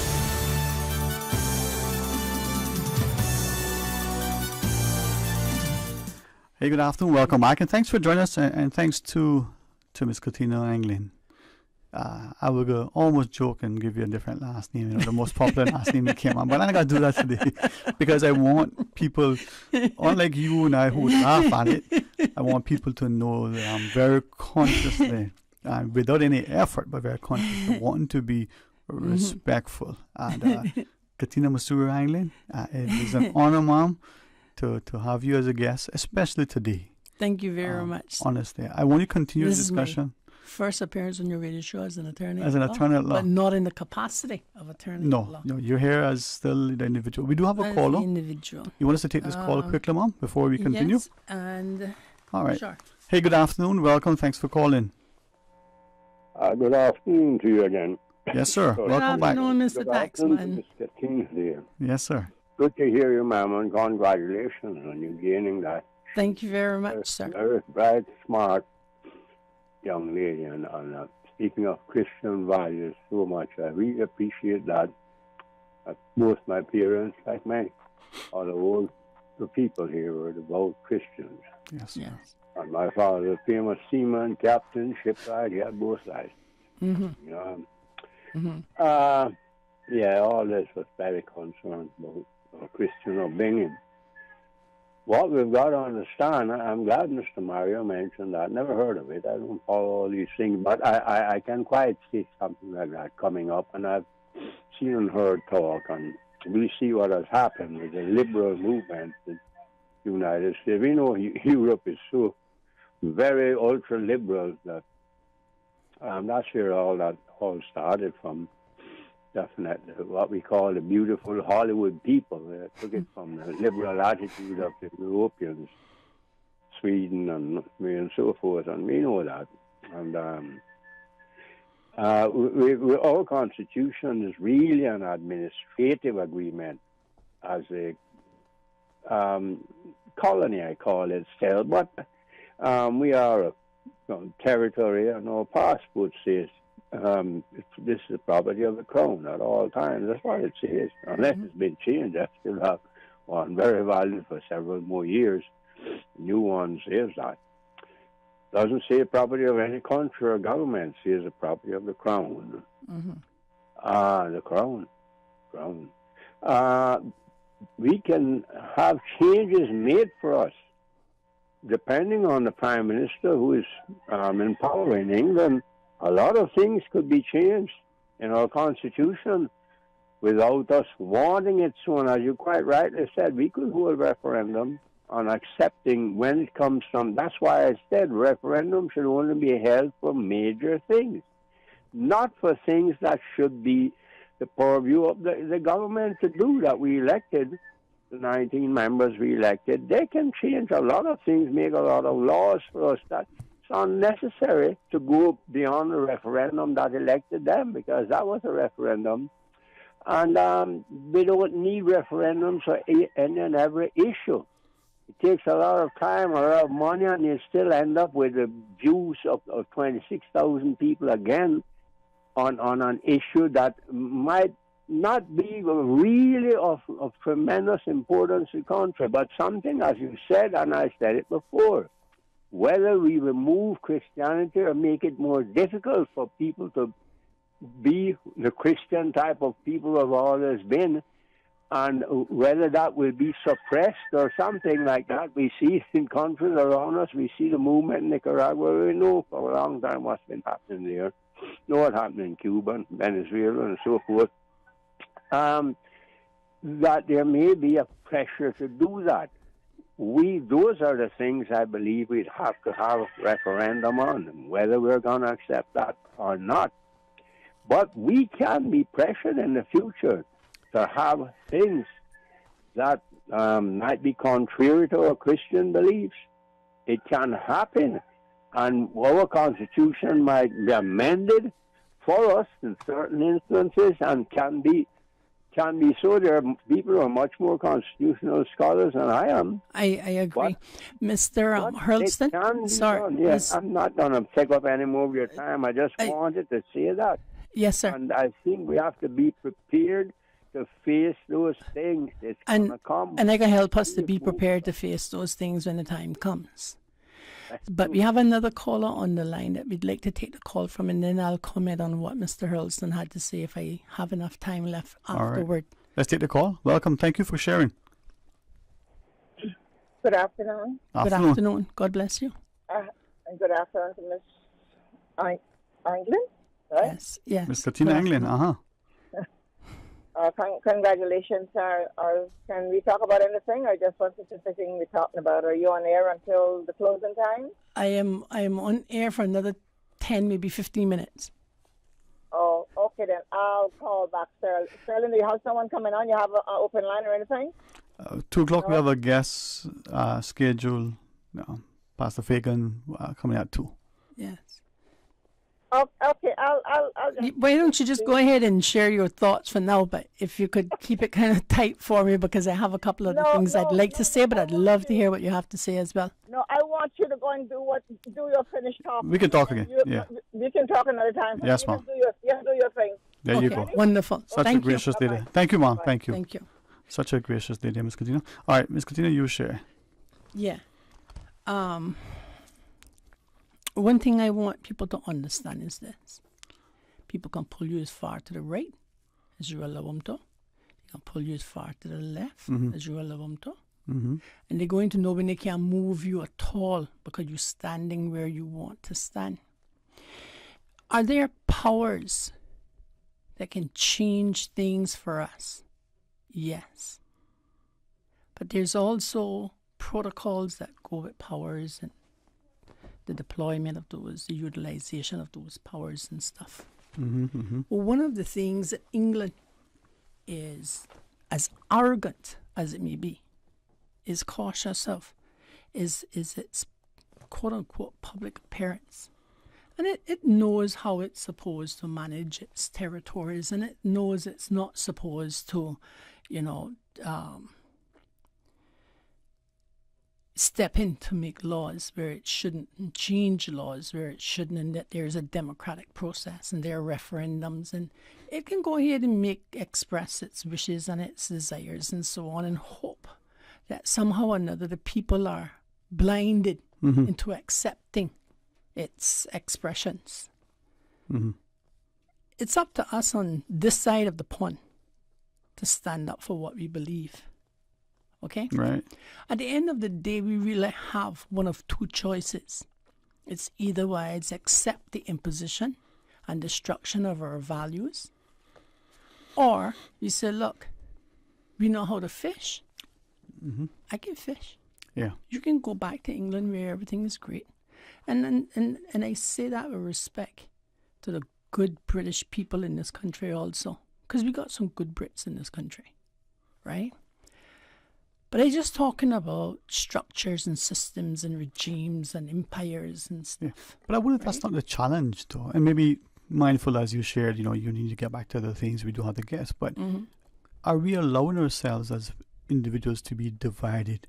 But that's the traditional British way of dealing with things, is divide and conquer. It's not new. It's exactly what the Romans did also. The scripture says, house divided can't stand, right? Right. So can we rise above that and see it for what it is, that color, ethnicity, economic status, geography, political, religious, anything and everything we can use as a tool to divide, but we're more alike than we are different. And given the governmental sort of institutions that exist, whether it's on this side of the pond, on that side, whether it's a Western democracy in the global north, whether it's something emerging in some other part. And there are more of us who want better in terms of stability, civility, and the like. But yet we allow the preponderance of economic and financial power to dictate, influence, to direct, to divide. In other words, also the prostituters. As an attorney, that may sound like a harsh word, right? But for us to be prostituted by it, perhaps. I'm persecuted, I'm prosecuted. There you go. And this is where I'm asking us. Sorry, go ahead, because you inspire me. You see, right? If you're willing to sell away your rights and the rights of your children, the rights of your grandchildren and your great-grandchildren, rights that you have now that can be handed down and utilized by your 4th, 5th, 6th, 7th generation, that they can look back and they can say, the reason why I have this is because my grandmother, my great-great-great-great-great-grandmother, my grandfather was smart enough, diligent enough, brave enough to retain, to fight for, to defend his rights so that I could have them today as my inheritance. You see, one of the things that we got to get around to a discussion on is the difference between heritage and inheritance and culture. Oh, okay. Okay? I'm going to bring that back on as a topic one day, because I want to show Caymanians how their ignorance of those two words, the difference in those two words, is causing them to lose out on their heritage. Okay? Well, I welcome that discussion. Okay. One of these, very soon. Yeah. Perhaps it's a great place to start it off so that we can take it back, what belongs to us. But we as the older generations have a responsibility towards our children in this country. And when we decide that we're going to sit down and shut up and swallow it all because we're going to get $2,000 a month, which leaves us needing a part-time job, right? And selling out our children's rights and their ability to rise to the top in the future. We deserve a proper public flogging, honestly, for what it is that we're doing to our generations, our genealogy. I know you say you want to talk about sidewalk, right? But as you... Yeah. Go ahead. I was getting a little bit heated there in a moment because of the naivety of Cayman sometimes. It's important because as you were talking about it, one of our listeners says, your comment on Section 1 of the Bill of Rights is most important and appreciated, right? And it leads me to a scripture. I don't do well with just regurgitating stuff. I like to understand it. And one of the great things of some classes was the bone of others. In your own words, please describe, please tell me. So I use my own words because I couldn't really say your words, right? So 2 Corinthians 4, 8, and 9, one bit of passage that I like, talking about being hard pressed but not crushed, being perplexed but not in despair, being persecuted but not abandoned, being struck down but not destroyed.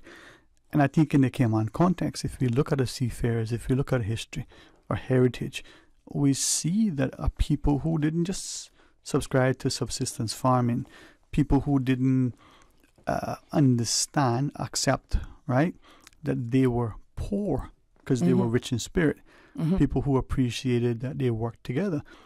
Differences aside, for some reason now, again, I come back to the division that we're allowing to occur in our society. And the offices that we hold, the positions, the pay, the prestige, all those things. I'm going to be very mindful. I have a great number of friends and some friends that are great. And there's one in particular that has allowed me to see Cayman through her lens. And it's that appreciation. It's something that we need to be mindful, to your point. I'm told we got to take that break, so when you come back, Miss T, you're going to have to do your thing, yeah? Yeah. All right, let's do it. And I got to do one little thing for the seafarers before I leave from you. You want to know what that is? Stay tuned and join us right after. Busy, busy, busy. Feel like there's not just enough hours in the day. Savannah Pharmacy, service to make your life easier. Now you can WhatsApp your prescription order to 929-5045. And pickup is just around the corner with everything your family needs and convenient opening hours including Sundays and holidays. WhatsApp your prescription order to 929-5045. Savannah Pharmacy, wholesome values with modern conveniences. For medical lab services in Cayman, go straight to MedLab. For a full range of medical services, pleasant, clean and comfortable environment, no long lines and affordable fees, visit MedLab at the Smith Road Plaza. Open Monday to Friday, 8:30 a.m. to 5 p.m. and half day on Saturdays. Call 949-7331 to make your appointment. For medical lab services in Cayman, MedLab. Water Authority Cayman wishes to advise its customers and the motoring public of wastewater infrastructure upgrade works along West Bay Road, adjacent to Burger King and Kamana Way. Preliminary activities will take place on Tuesday, 7th March, with the main works beginning on Monday, 13th March. These works are anticipated to last for several weeks. During this time, access to the southbound lane along West Bay Road will be somewhat, but not entirely, restricted. Water Authority Cayman and its contractor will maintain two-way traffic throughout. Traffic signs will be in place in the general vicinity of the works. All motorists are asked to drive with caution to ensure their own safety as well as the safety of the Water Authority and its contractor's staff. The Water Authority appreciates the patience and understanding of its customers and the public as it upgrades its wastewater infrastructure and apologizes for any inconvenience caused. J&M Money touching down again. Now you can send your US dollars at any location on island, including the BRAC. It's easy. Just walk with your US dollars. No need to convert to CI. This is another convenient service available at J&M Money. They always find a way to make it easier and hassle-free. So remember, when you need to send your money and you only have US dollars, don't ever think of what to do. Just head straight to any J&M Money location and send your money. The fast, convenient, and affordable J&M Money. J&M Money, touching down again. J&M Money, ranga to la friend. The Department of Agriculture would like to advise the public that the Cayman Brac office will be closed on Friday, March 17th to prepare for the 17th Annual Agriculture Show in Cayman Brac on Saturday, March 18th. Save the date and come ready to explore the Department of Agriculture's booth, showcasing their services and plant sale. To reach the Cayman Brac office for more information, call 948-0522 or continue to follow their Facebook or Instagram page at Agriculture Cayman for more information. Talk today. But I do have some questions. Talk today. Cayman Islands' foremost listeners participation program. Talk today. Because there are more questions than answers. What the public is saying. Waiting to take your calls right now. Sterling Dwayne Ebanks.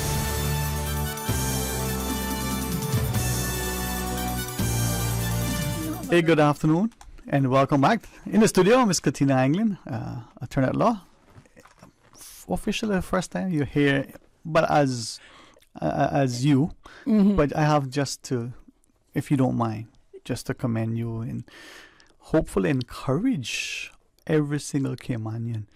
Another gentleman, not to take away from you, our very own J.J. Dice man. Yes. Consistently. Yes. Right? Yes. He plugged away. He did his studies. Yeah. And I have my own views about what education should be like. The disparaging comments that we share about those of us, who study a certain way and take forever in our minds, right? But we don't commend them. It's diligence. But see, that's even Aesop wrote a story for us on that. It was a story of the hare and the tortoise. At the end, the tortoise made it over the finish line. We run races at our own speed. Yeah. And JJ, it takes a lot to carry on for those years. Yeah. But let me just say something about my journey, right? Because it came out in the newspaper, and there were I don't read Cayman Mall Road. I don't follow Cayman Mall Road. I don't see where it is appropriate for me as a woman to engage in something that has been so destructive, and its primary goal is to destroy. And that is my perception of the matter. That's my opinion. But it's also, my opinion is based on what I have seen presented. And so there was 2 stories that came out. One was from the Cayman Compass, and the other was from Cayman Mall Road. And the story from Cayman Compass was one that spoke of inspiration, of hope, of overcoming. Whereas the one from Cayman Mall Road was one that was talking about, how my son was allowed to come and attend the ceremony with me, and the next day his appeal was dismissed. And so, it took away from the positivity of the issue. What people should look at in that is that, in that story in itself is a lot to rejoice, because if my son was allowed by the prison to attend, that speaks of reformation. That speaks of transformation right there. But the prison director did share, I saw it somewhere, that, of course, people need to, not only be rehabilitated but be incarcerated for their offenses, but you also need to provide for them that they are people, and how can you help them mentally, physical, and so on as part of societal responsibility. And then it brings those 2 stories there are comparative exactly of that verse I spoke to earlier, Luke 6:45. Good people store up good in their heart, speak good. Those who store up evil, speak evil. And the abundance of their heart, their mouth speaks. That's biblical scripture. And so I think maybe perhaps everybody should go read Luke 6:45 and decide what it is that's going to come out of their mouth. But let me speak quickly on sidewalk parking. The sidewalk is for the safe movement of pedestrians, of the disabled, of moms with strollers. It is not for you to park your vehicle on. I don't care why you think you are justified in parking your vehicle there. Sidewalks are not for you to park your vehicle on. Moms and strollers are not supposed to have to pass 20-foot-long container trucks on 7 Mile Beach Road. The disabled in their wheelchairs are not supposed to have to be pushed out into oncoming traffic. because you decided to park your vehicle on a sidewalk, which is put down there for the safe movement of pedestrians. Do not park your vehicles on the sidewalk. You cannot justify, I do not care how many containers you had to take out of your truck. Yeah. You have to make some arrangements for it otherwise. But anyway, sidewalk parking is not legal. Yeah. And it's not good, even if it were, nobody don't even need to talk about whether or not illegal.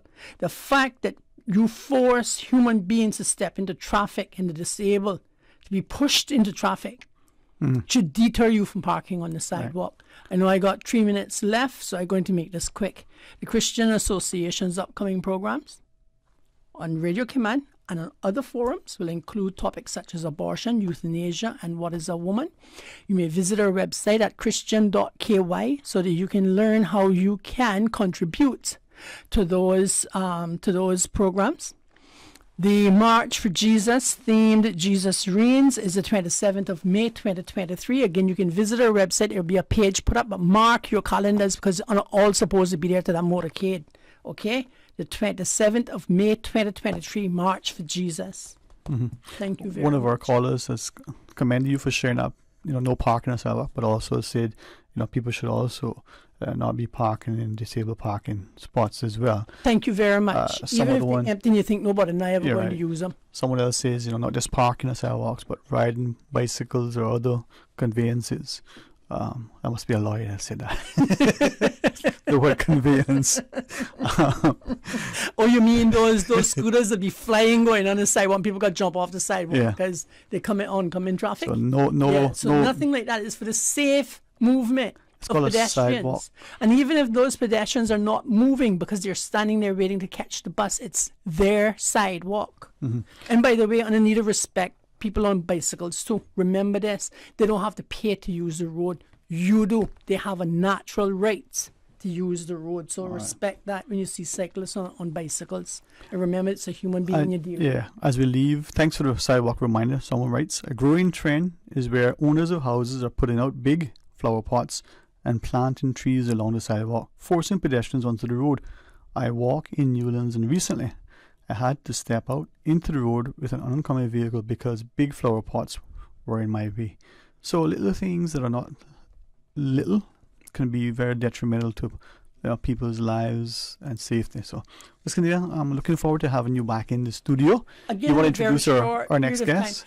Oh, come on. Listen, you stay right here. Dwayne have to go take a break, and when he come back on, he got to take a news break. But when he come back on, he can have with him none other but the Honorable Dr. Juliet Fagan. So stay tuned on 89.9 FM. Continuing the Caymanian tradition. Let Cora keep my ground so clean. The heart and soul of the Cayman people. Thank you for keeping the culture alive. Let's spread the news every day. From East End to Georgetown, down into West Bay. Radio Cayman in the Cayman Islands. Today's biggest news. Radio Cayman. Your voice, your choice. Local, regional, international. This is Headlines from Radio Cayman's newsroom. Today's biggest news. Brought to you by Tropical Plaza on Smith Road. With your latest headlines, I'm Felicia Rankin-Zollins. CG Brit K, a member of the Carlisle Group Limited, has now launched a new CG community arm that provides a framework for the organization's philanthropic activities while also providing staff opportunities to volunteer in the community. For more information, visit cayman.cgcarlisle.com. In international news, U.S. President Joe Biden has approved a major oil and gas drilling project in Alaska that faced strong opposition from environmental activists. The company behind the Willow Project, ConocoPhillips, says it will create local investment and thousands of jobs. But the $8 billion proposal faced a torrent of online activism in recent weeks, particularly among youth activists on TikTok. Opponents argued it should be halted over its climate and wildlife impacts. According to the U.S. Bureau of Land Management, it will generate up to 278 million metric tons of CO2e over its 30-year lifetime. the equivalent of adding 2 million cars to U.S. roads every year. CO2e is a unit used to express the climate impact of all greenhouse gases together, as if they were all emitted as carbon dioxide. Brendan Fraser has scooped an Oscar for his first lead role in a major film for 12 years in The Whale. His Best Actor victory caps a comeback for one of Hollywood's former leading men, who has admitted he was left in the wilderness for a decade. The intense drama of The Whale allowed The Mummy and George of the Jungle star to show a new side to his talents. These are your headlines. I'm Felicia Rankin-Solins. Today's biggest news. Radio Cayman, your voice, your choice. Local, regional, international. This is Headlines from Radio Cayman's newsroom. Today's biggest news. Brought to you by Tropical Plaza on Smith Road. Cayman Queens. Your nails say everything about you without saying a word. The Nail Palace, upstairs Tropical Plaza, Smith Road. Turning manicures, acrylics, pedicures into an art. Nails are not about being noticed. They're about being remembered. Book your appointment today, 526-1217, or visit them on Instagram, Nail Palace 345. The Nail Palace, upstairs Tropical Plaza on Smith Road. Great nails don't happen by chance. They happen by appointment. The Nail Palace, 526-1217. Row Variety, centrally located in Tropical Plaza on Smith Road, carrying a wide range of household items, bathroom accessories, towels, clocks, handbags, clothes, shoes, jewelry, and more, and more, and more. You can buy from the big box retailers or support local. The better deals come from shopping local. Row Variety Store, Tropical Plaza, Smith Road. Telephone 924-9553. Things come up. That's life. But it doesn't mean I can't show up. From a runny nose, stubbed toes, to earache woes, headaches, backaches, and tummy aches. When things come up, Best Health Pharmacy over-the-counter solutions get you back in the game. Best Health Pharmacy, located at Crown Square Plaza on Eastern Avenue, across from Edie's Decor. Best Health Pharmacy, your health, your convenience is their priority. Best Health Pharmacy also offers free prescription delivery anywhere in Georgetown and West Bay. Call 949-1301 or WhatsApp your prescription to 924-5358. Talk today. But I do have some questions. Talk today. Cayman Islands' foremost listeners' participation program. Talk today. Because there are more questions than answers. What the public is saying. Waiting to take your calls right now. Sterling Dwayne Ebanks.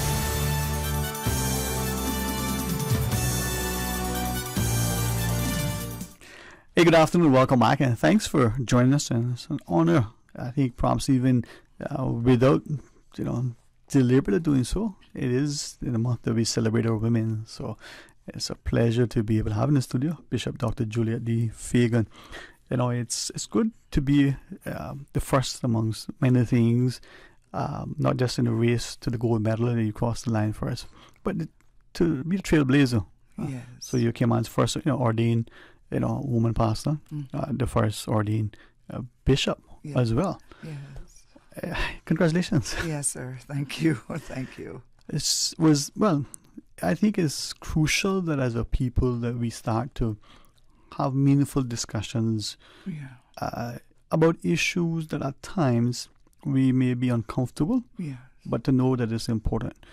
But to have discussions about things that we've ignored, or things that we may have even discussed, but not properly. Right. And I think over the years, you've been a very, very ardent proponent.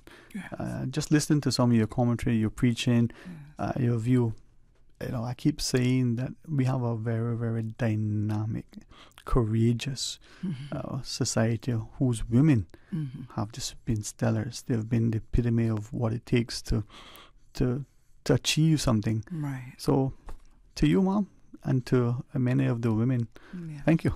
Yes, and I thank you for recognizing us. And especially just now, we just had a beautiful woman that just walked out of the door. I want to say congratulations to my good friend, Miss Katina Anglin, on her achievement. What it shows is not where you're coming from or what you did or anything like that. It shows that, if you are determined that you can make it and you can do, anything, become anything. Praise the Lord. Yes. So I want to say I thank you for recognizing us women. I do recognize that, we hopefully will be able to have another discussion later on, but given the timeliness of today's discussion. But a road, many times, I think, should be seen as just that. Yes. A destination, a journey. Which is it in our minds? Yes. Does it get us somewhere? And are we, as we're on the road, are we looking at it? So I'm mindful. Now, you are perhaps, for many of us, quite well known. You've been studious over the years, consistent. But I want to make sure that I understand it correctly. Yes. This is home, but this isn't fully home. Yeah. You'll have... Go and come. Yeah. Oh, yeah, this is home. This is a house, car, and everything still here. Oh, yes, every 3 months. So you're back and forth a lot. Oh, yes, regularly, yes. Yeah. And then I also have my business here. I am a naturopathic practitioner, consultant, educator, and also specialize in colon lavages and colon therapy, detoxing.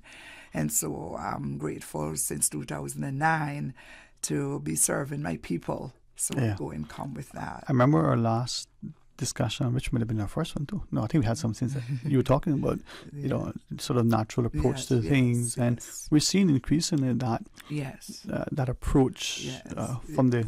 Well, first people didn't understand it, but now people are waking up, working at the Georgetown Hospital for over 20 odd years and also getting a scholarship by the government and going off and doing, becoming the first surgical technologist certified by the board, the Laser Council of America, and learning a lot in nursing. But some of the things now that after studying with the Alternative Medicine College of Canada and also GI doctors, gastroenterologists, doctors in Garden City, New York, and also in Juno Beach, Florida, there's a lot that I learned as it pertains to food and herbs and coconut water and all those things. Interesting, A lot of things that we grew up with. Yeah, I have 4 books, out, and they're doing very well here and overseas. For those who don't, you divide your time between here and Jamaica. Yes. How does that work for you? Why and what is that like? I must say there's a vast difference as far as the serving. We're there, me and my husband, Bishop Leroy, as pastors, and we appreciate the brethren, their, loving, caring, and everything. But there are some things that I found that was lacking as it pertains to church. And I'm going to talk about it because I experienced it. Okay. For instance, before I even went to Jamaica, I was required to put an ad in the newspaper. Can you imagine? I was required to put an ad in the newspaper for 2 weeks, run an ad to say that I wanted to start a church. I had to run an ad and to see if there was any opposing to that, which I don't know if it's because I'm a Caymanian or what, but I was required to do that. And I could not start a church until there was nothing came in against me starting a church in Jamaica. Not only that, and the reason why I'm touching this is to educate us and educate our people, and also for people to realize some of the things and the benefits that they have, even though sometimes it's abused too. It's a lot of abusing going, but I think there has not been somebody that gone and come back and talk about what they have to do. For instance, I had to make sure that I had proof that my church was registered. I had to make sure that I had the tax exemption number for a church. Can you imagine? I had to have all of those things and, make sure that everything before I could rent a building and go in to start a church. And so I went to Jamaica in 2004, and it was about 2002, 2003. I went to Jamaica and did all of these things before I even started a church. Do you think, go ahead, sorry. Yeah, and another thing that I wanted to say is when I went to Jamaica, I thought that with the experience that I had as a marriage officer in the Cayman Islands, which I'm still listed and done several weddings, I thought that I could go to Jamaica and with my experience that I could, be grandfathered as a marriage officer. I'm also a marriage officer in the state of Florida, where I had to go through the same red tape to register a ministry there in Florida. And that is still kept up to date until today. But when I went to, when Bishop took me to the RGD, the Registrar General Office, oh my God, I was told that I could not just get a marriage officer license like that. First of all, I needed to get 3 references. You listening to me, Sterling? Very closely. I had to get 3 references from 3 reputable pastors who have been pastoring churches for years. I could not just go and get a reference from a friend. I had to get references from 3 reputable long-term pastors that I would have affiliated myself with. Being in Jamaica, I would have made friends with these individuals. They would have proven that I was not preaching false doctrines. I was not doing foolishness, but I was grounded. I was doctrinal and what have you. So I had to get 3 references, and I got those references. One from a justice of the peace. They didn't want it from all pastors. This is the requirement. I'm telling you, when I see people come and just get one little shop out there and go start, and by next week they're marriage officers. And I had to get references. Not only that, I had to write a letter about my experience in ministry. I had to prove the documents, carrying my documents from Cayman, my documents here to show that I have been a pastor for so many years. I could not go and apply for a marriage officer license until I had a congregation of more than 50 stay there, up to 75 stay the membership. I had to prove that I had that. It wasn't like I could make up anything overnight, because you don't know if they could come and visit your church one day or whatever. Finally, when I was called to come in, I had to sit an exam. Now I'm not a marriage officer in Jamaica because the exam was so hard. It had a lot of history from before I was born. Some of the things that they were asking me, I didn't know. I didn't know, even though I was given some little manual thing that I could study.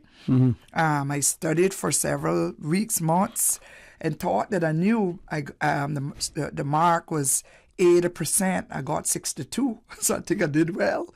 But I still was not given the green light, even though I'm a seasoned marriage officer. And this is not citizenship, this is to be a marriage officer. You This had is to be a marriage, yes. understand a lot of the history. Yeah. You have to show a connection to the Yes, country. yes. You're providing what they would imagine. And I had to prove also that I had a training program.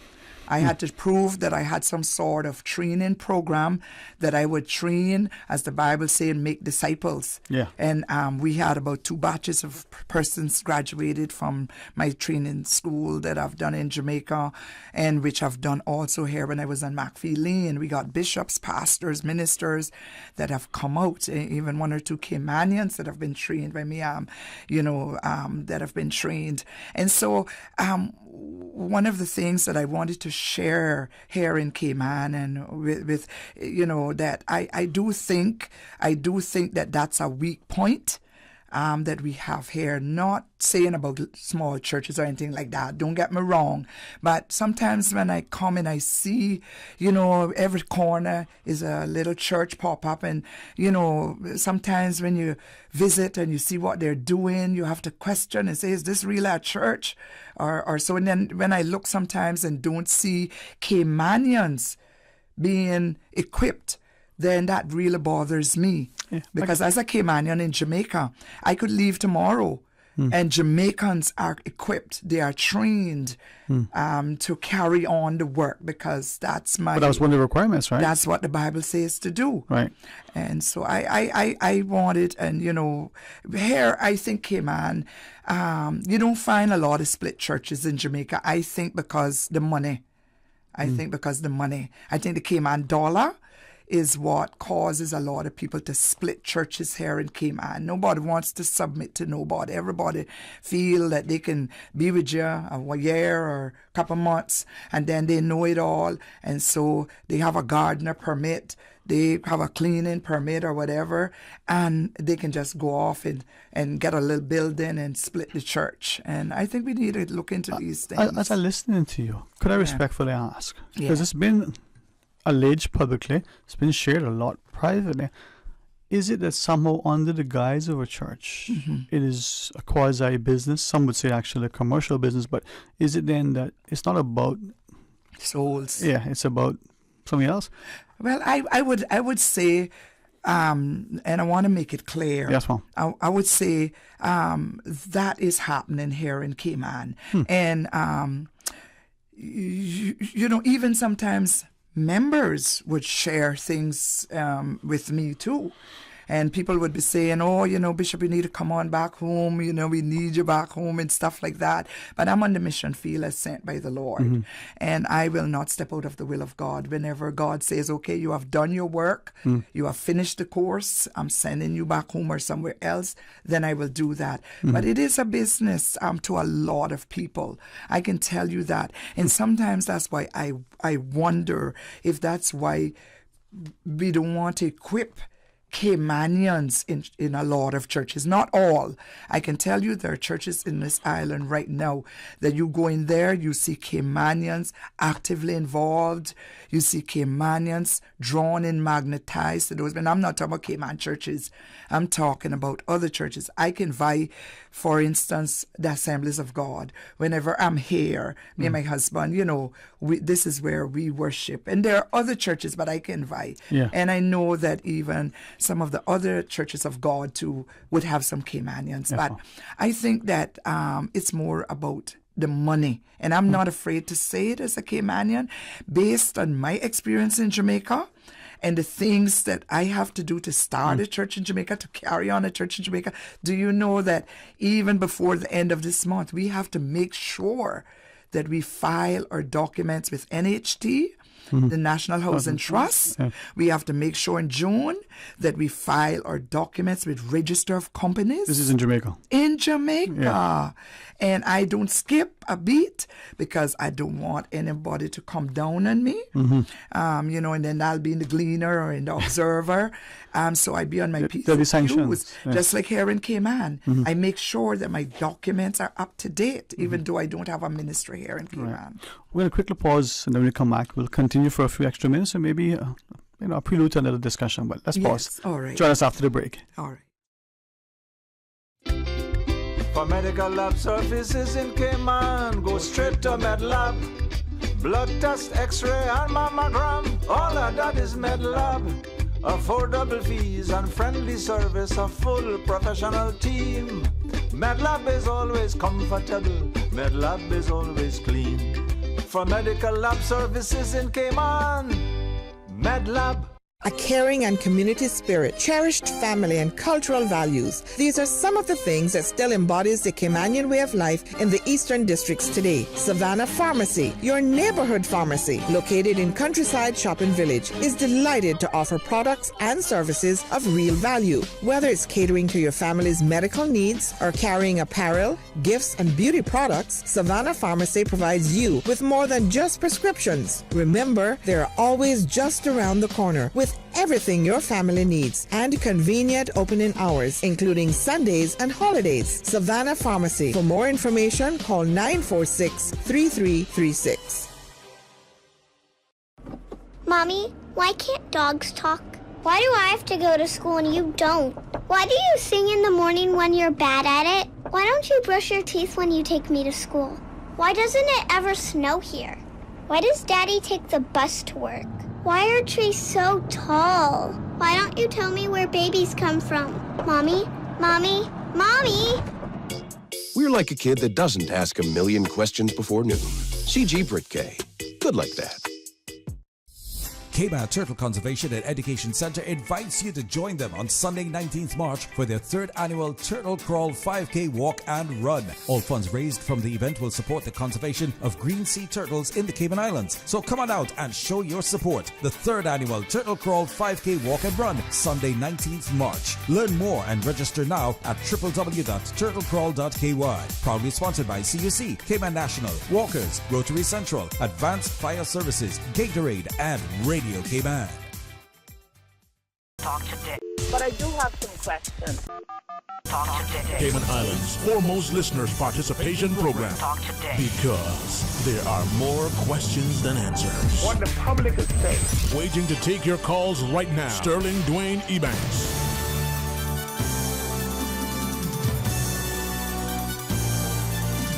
Hey, good afternoon. Welcome back, and thanks very much for joining us. And I know it's only somewhat of an abbreviated discussion, but Bishop Figan, thank you for being, willing to share some time while you're visiting us, I guess. Yes. As you said, every few months you're back and forth. Mm-hmm. But what you were sharing just then, I'm mindful because I'm not trying to stir the pot. I'm not trying to incite or to offend, but there are times when, the truth may set you free, but can cause a lot of problems along the way. Right. Are we then, from your perspective, making it too easy for some people and some things in Cayman, and maybe by extension to a detriment?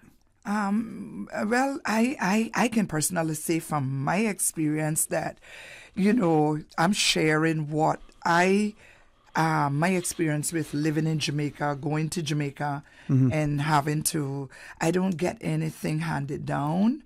It is not easy. I have to get in the lines. I have to do everything like everybody else. I'm required to be on par. Yeah. You said you started in 2002 and then you established in 2004. Yes. I got to do the math, but 2004 I had to, right. So it's plenty years. And from then till now, I still have to make sure that I am doing things right when it comes to ministry. I don't take shortcuts. I have to be accountable, if you will. And so I sometimes when me and Bishop Leroy, we would go to look about something, and we are told this and we are told that. I have to shake my head. But then I also want to say that Jesus said that he had to leave out of his own country also to no prophet having honor in his own town, in his own country. And being here in Cayman back then, I think that even being the first Caymanian to come out of the box as a pastor, that was very rough. I had my own Caymanians that looked at me and said, "Oh, you're not supposed to be no pastor because you're a woman and this and that and that and that." But I was determined that I was not going to let people tell me what I could or couldn't be. Even to now, my own Caymanians, a lot of them, they do not. They will make you believe that they respect you, but they don't really respect you. In a sense, meaning they do not know how to address you. A foreigner come in, they don't know if he beaten a wife or if she living in a kind of life. But as long as they come in with a title, whether it's apostle or prophetess or whatever, they would embrace this individual.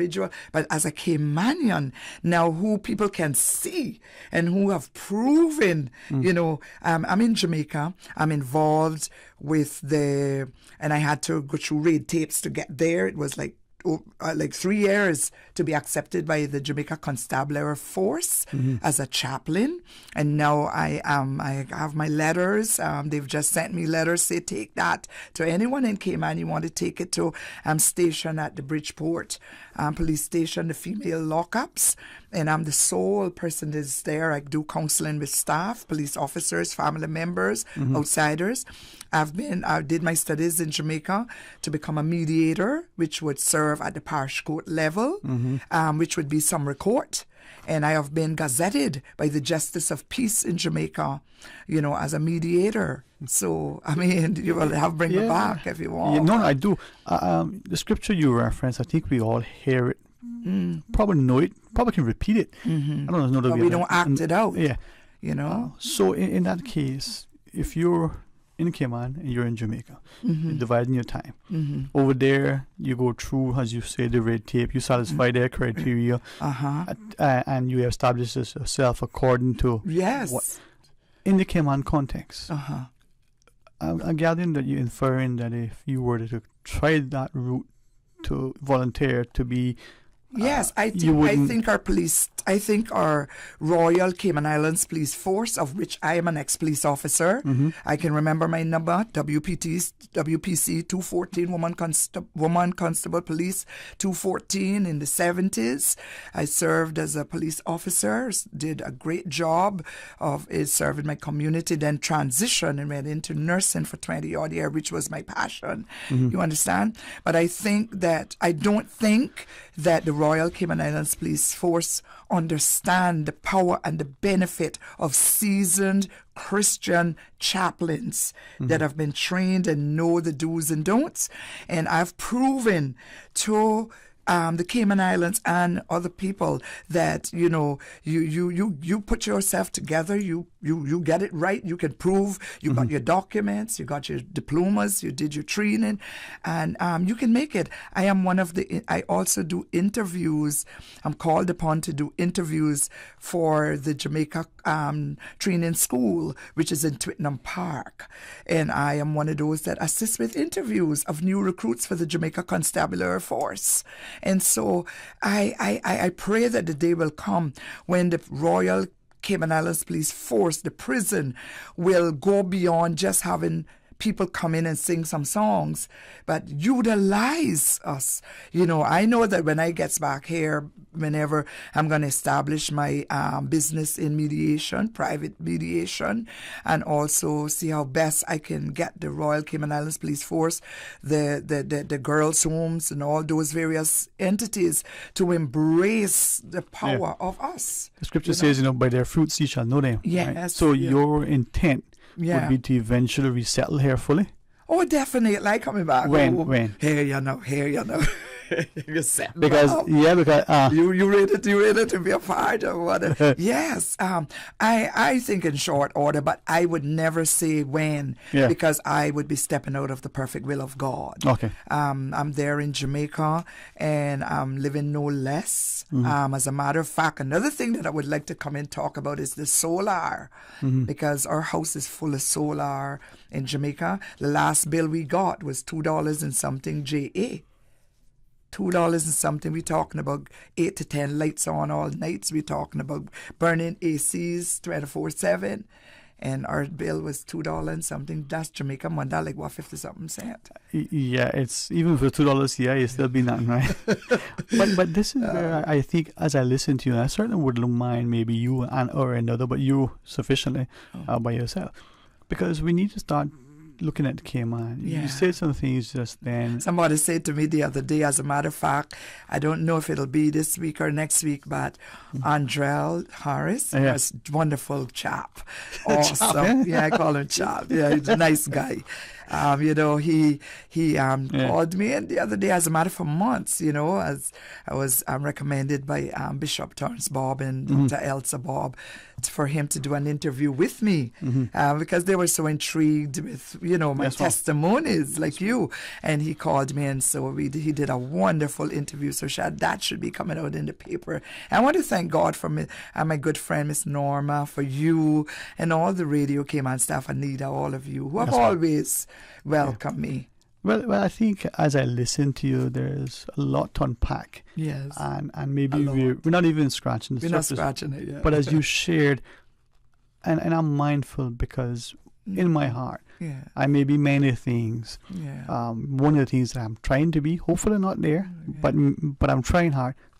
be honest, have humility, have integrity. Yes. I'm trying there. Some would say I'm getting there. I don't know, but you work towards it, right? That's right. Me myself. Yeah, I don't take things lightly. Yes. I don't let people, shake feathers. You know who you are, and that's it. Someone said to me the other day, someone in Jamaica, one of the inspectors said, "Have your government realized that you have put Cayman on the map in Jamaica? You're the first to be appointed by the Minister of Justice, Mr. Delroy Chuck. As a matter of fact, we've been on Zoom meetings together. You've been the first Caymanian, the only Caymanian to be appointed by the Minister of Justice. You're the only Caymanian and first Caymanian to be appointed by the Jamaica Constabulary Force in a prison. Yeah. And they were saying you're an ambassador for your island. I said, well, maybe one day they'll wake up and see what they have. I'm mindful because as much as I don't know what other word or other way to phrase it other than how it's in my heart. Yeah. Led, right, to speak to our people about unity. Yeah. Now, it's not about being kind and nice and gentle and not doing, because sometimes you think back to your parents saying to you, no, you're not doing that, and they explain it to you. You wanted to do it. It's not that they don't object to you doing it, just not then, not that way, not at that time.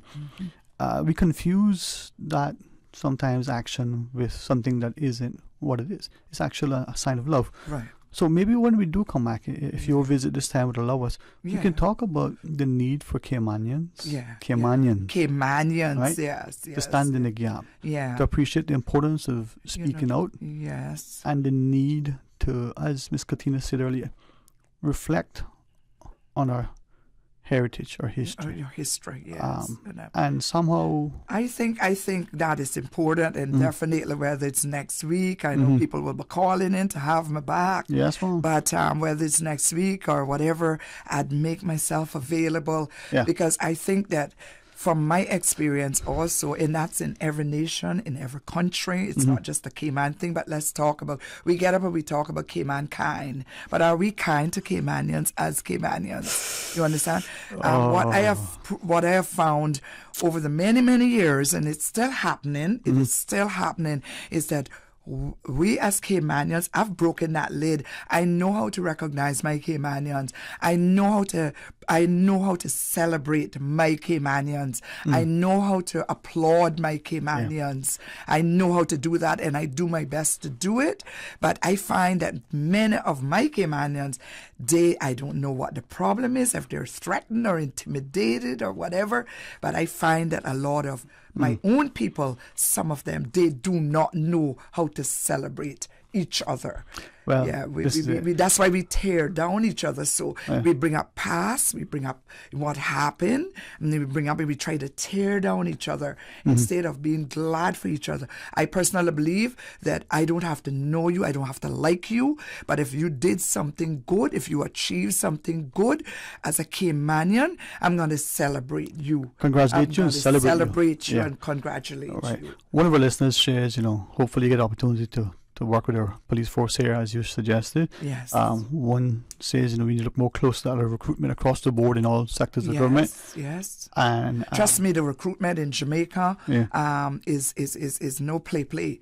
The recruitment in Jamaica is normally about with the inspector is there, and then as a chaplain, then we have a HR person or whatever, and we ask questions. We dig you out. Yes, ma'am. We dig you out. Well, and we want to know who you're affiliated, who your friends are. It's important. Because your rule. Hopefully we get you come back on again. Thanks for spending a couple of minutes with us. Yes. Any closing thoughts you want to share?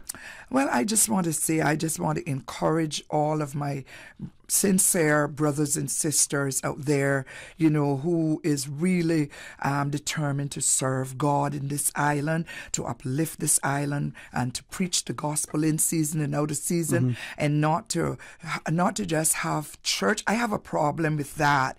Not to just have church just just to make more money. I believe that people need to be transparent. If you're a pastor, you should not be out there doing a pile of other stuff. You should not be getting a permit just as a gardener, and your goal is to break somebody's church off. I personally don't agree with that. I believe that in Romans 16 and verse 17, it says, mark them that cause division, and that is one of the things I have trouble with. But for those who are uplifting and equipping Caymanians, today or tomorrow a work permit is done, a Caymanian should be there, to carry on till he gets back or whatever. You should equip them and let them know that Caymanians are capable. Caymanians also have God. Caymanians also have the anointing. Caymanians also have Jesus. Caymanians also have the Word of God. You understand? This is what I am doing in Jamaica with Jamaicans. Yeah. Right now we have evangelists, we have exhorters, we have missionaries, we have deacons, we have deaconesses. I raise up people because I know that I won't be in Jamaica forever. Mm-hmm. And when I leave Jamaica, I'm feeling good to know that I've raised up Jamaicans and they can carry on the work of the Lord, winning the lost at any cost. That's what I wish for my island. Yeah, man. Well, looking forward to having you back on. Oh boy, this Thanks is a mouthful. Thank you so much for sharing. Yes. And to our listeners, thank you for giving us some time. Again, I think Bishop Fagan joins me in publicly, as many have, celebrating and congratulating Miss Katina. Yeah, definitely. Definitely. I'm proud of her. Yes. I'm proud of her. It's not about, your past, and nobody shouldn't even be bringing up her past. Let her bring it up if she wants. Listen. And nobody shouldn't be bringing up her past. I was proud to see her son. Yeah, exactly. In his nice suit. Yeah. Yeah. Children make mistakes and things happen. And I think that they need to get to a place to where if our prisoners are behaving and, we need to have something like a second chance. Yeah, I think it's Confucius who said, if you're living in the past, you're depressed. If you're, living in the future, you're anxious. To be truly content, you got to embrace the present. Yes. And maybe as a people, we'll start to appreciate the importance, as you shared, to celebrate and congratulate our people in their success. Let me tell you something, and I know we got to go, yes, but I had to say this. When majority of who come in as recruits for the Jamaica Constabulary Force, they're coming from broken homes. That many of times I have to lay hands on them and pray for them. If the whole interview gets out of hand, I have to pray for them. You see depression, you see all kinds of things, but you see potential. Mm-hmm. You see potential in these young people. And a lot of them some of them were juveniles and had their little boats with this and that, but they have proven themselves, and we have to give them a chance. Amen. Well, thank you very much for taking time. And tomorrow, I want you to be a part of our discussion, of course. We've got a few things in store for you. Just a quick preview. First, we'll tell you about CUC's upcoming, program for interns and the like. Then the Honourable Member for Parliament, Ms. Catherine Ebanks Wilkes, will join us for about a half an hour. And then the last hour, we're going to tell you something that you can count on. You'll see what I'm talking about tomorrow. Until then, be blessed. Talk Today is brought to you by Subway, open 24 hours in Countryside, Anderson Square in Georgetown, and Centennial Towers in West Bay. And by the Ministry of District Administration, Tourism and Transport. Explore your history, explore your land, explore your sister islands. MedLab in Smith Road Plaza, your complete medical laboratory solution. Call 949-7331. And Savannah Pharmacy in Countryside Shopping Village, convenient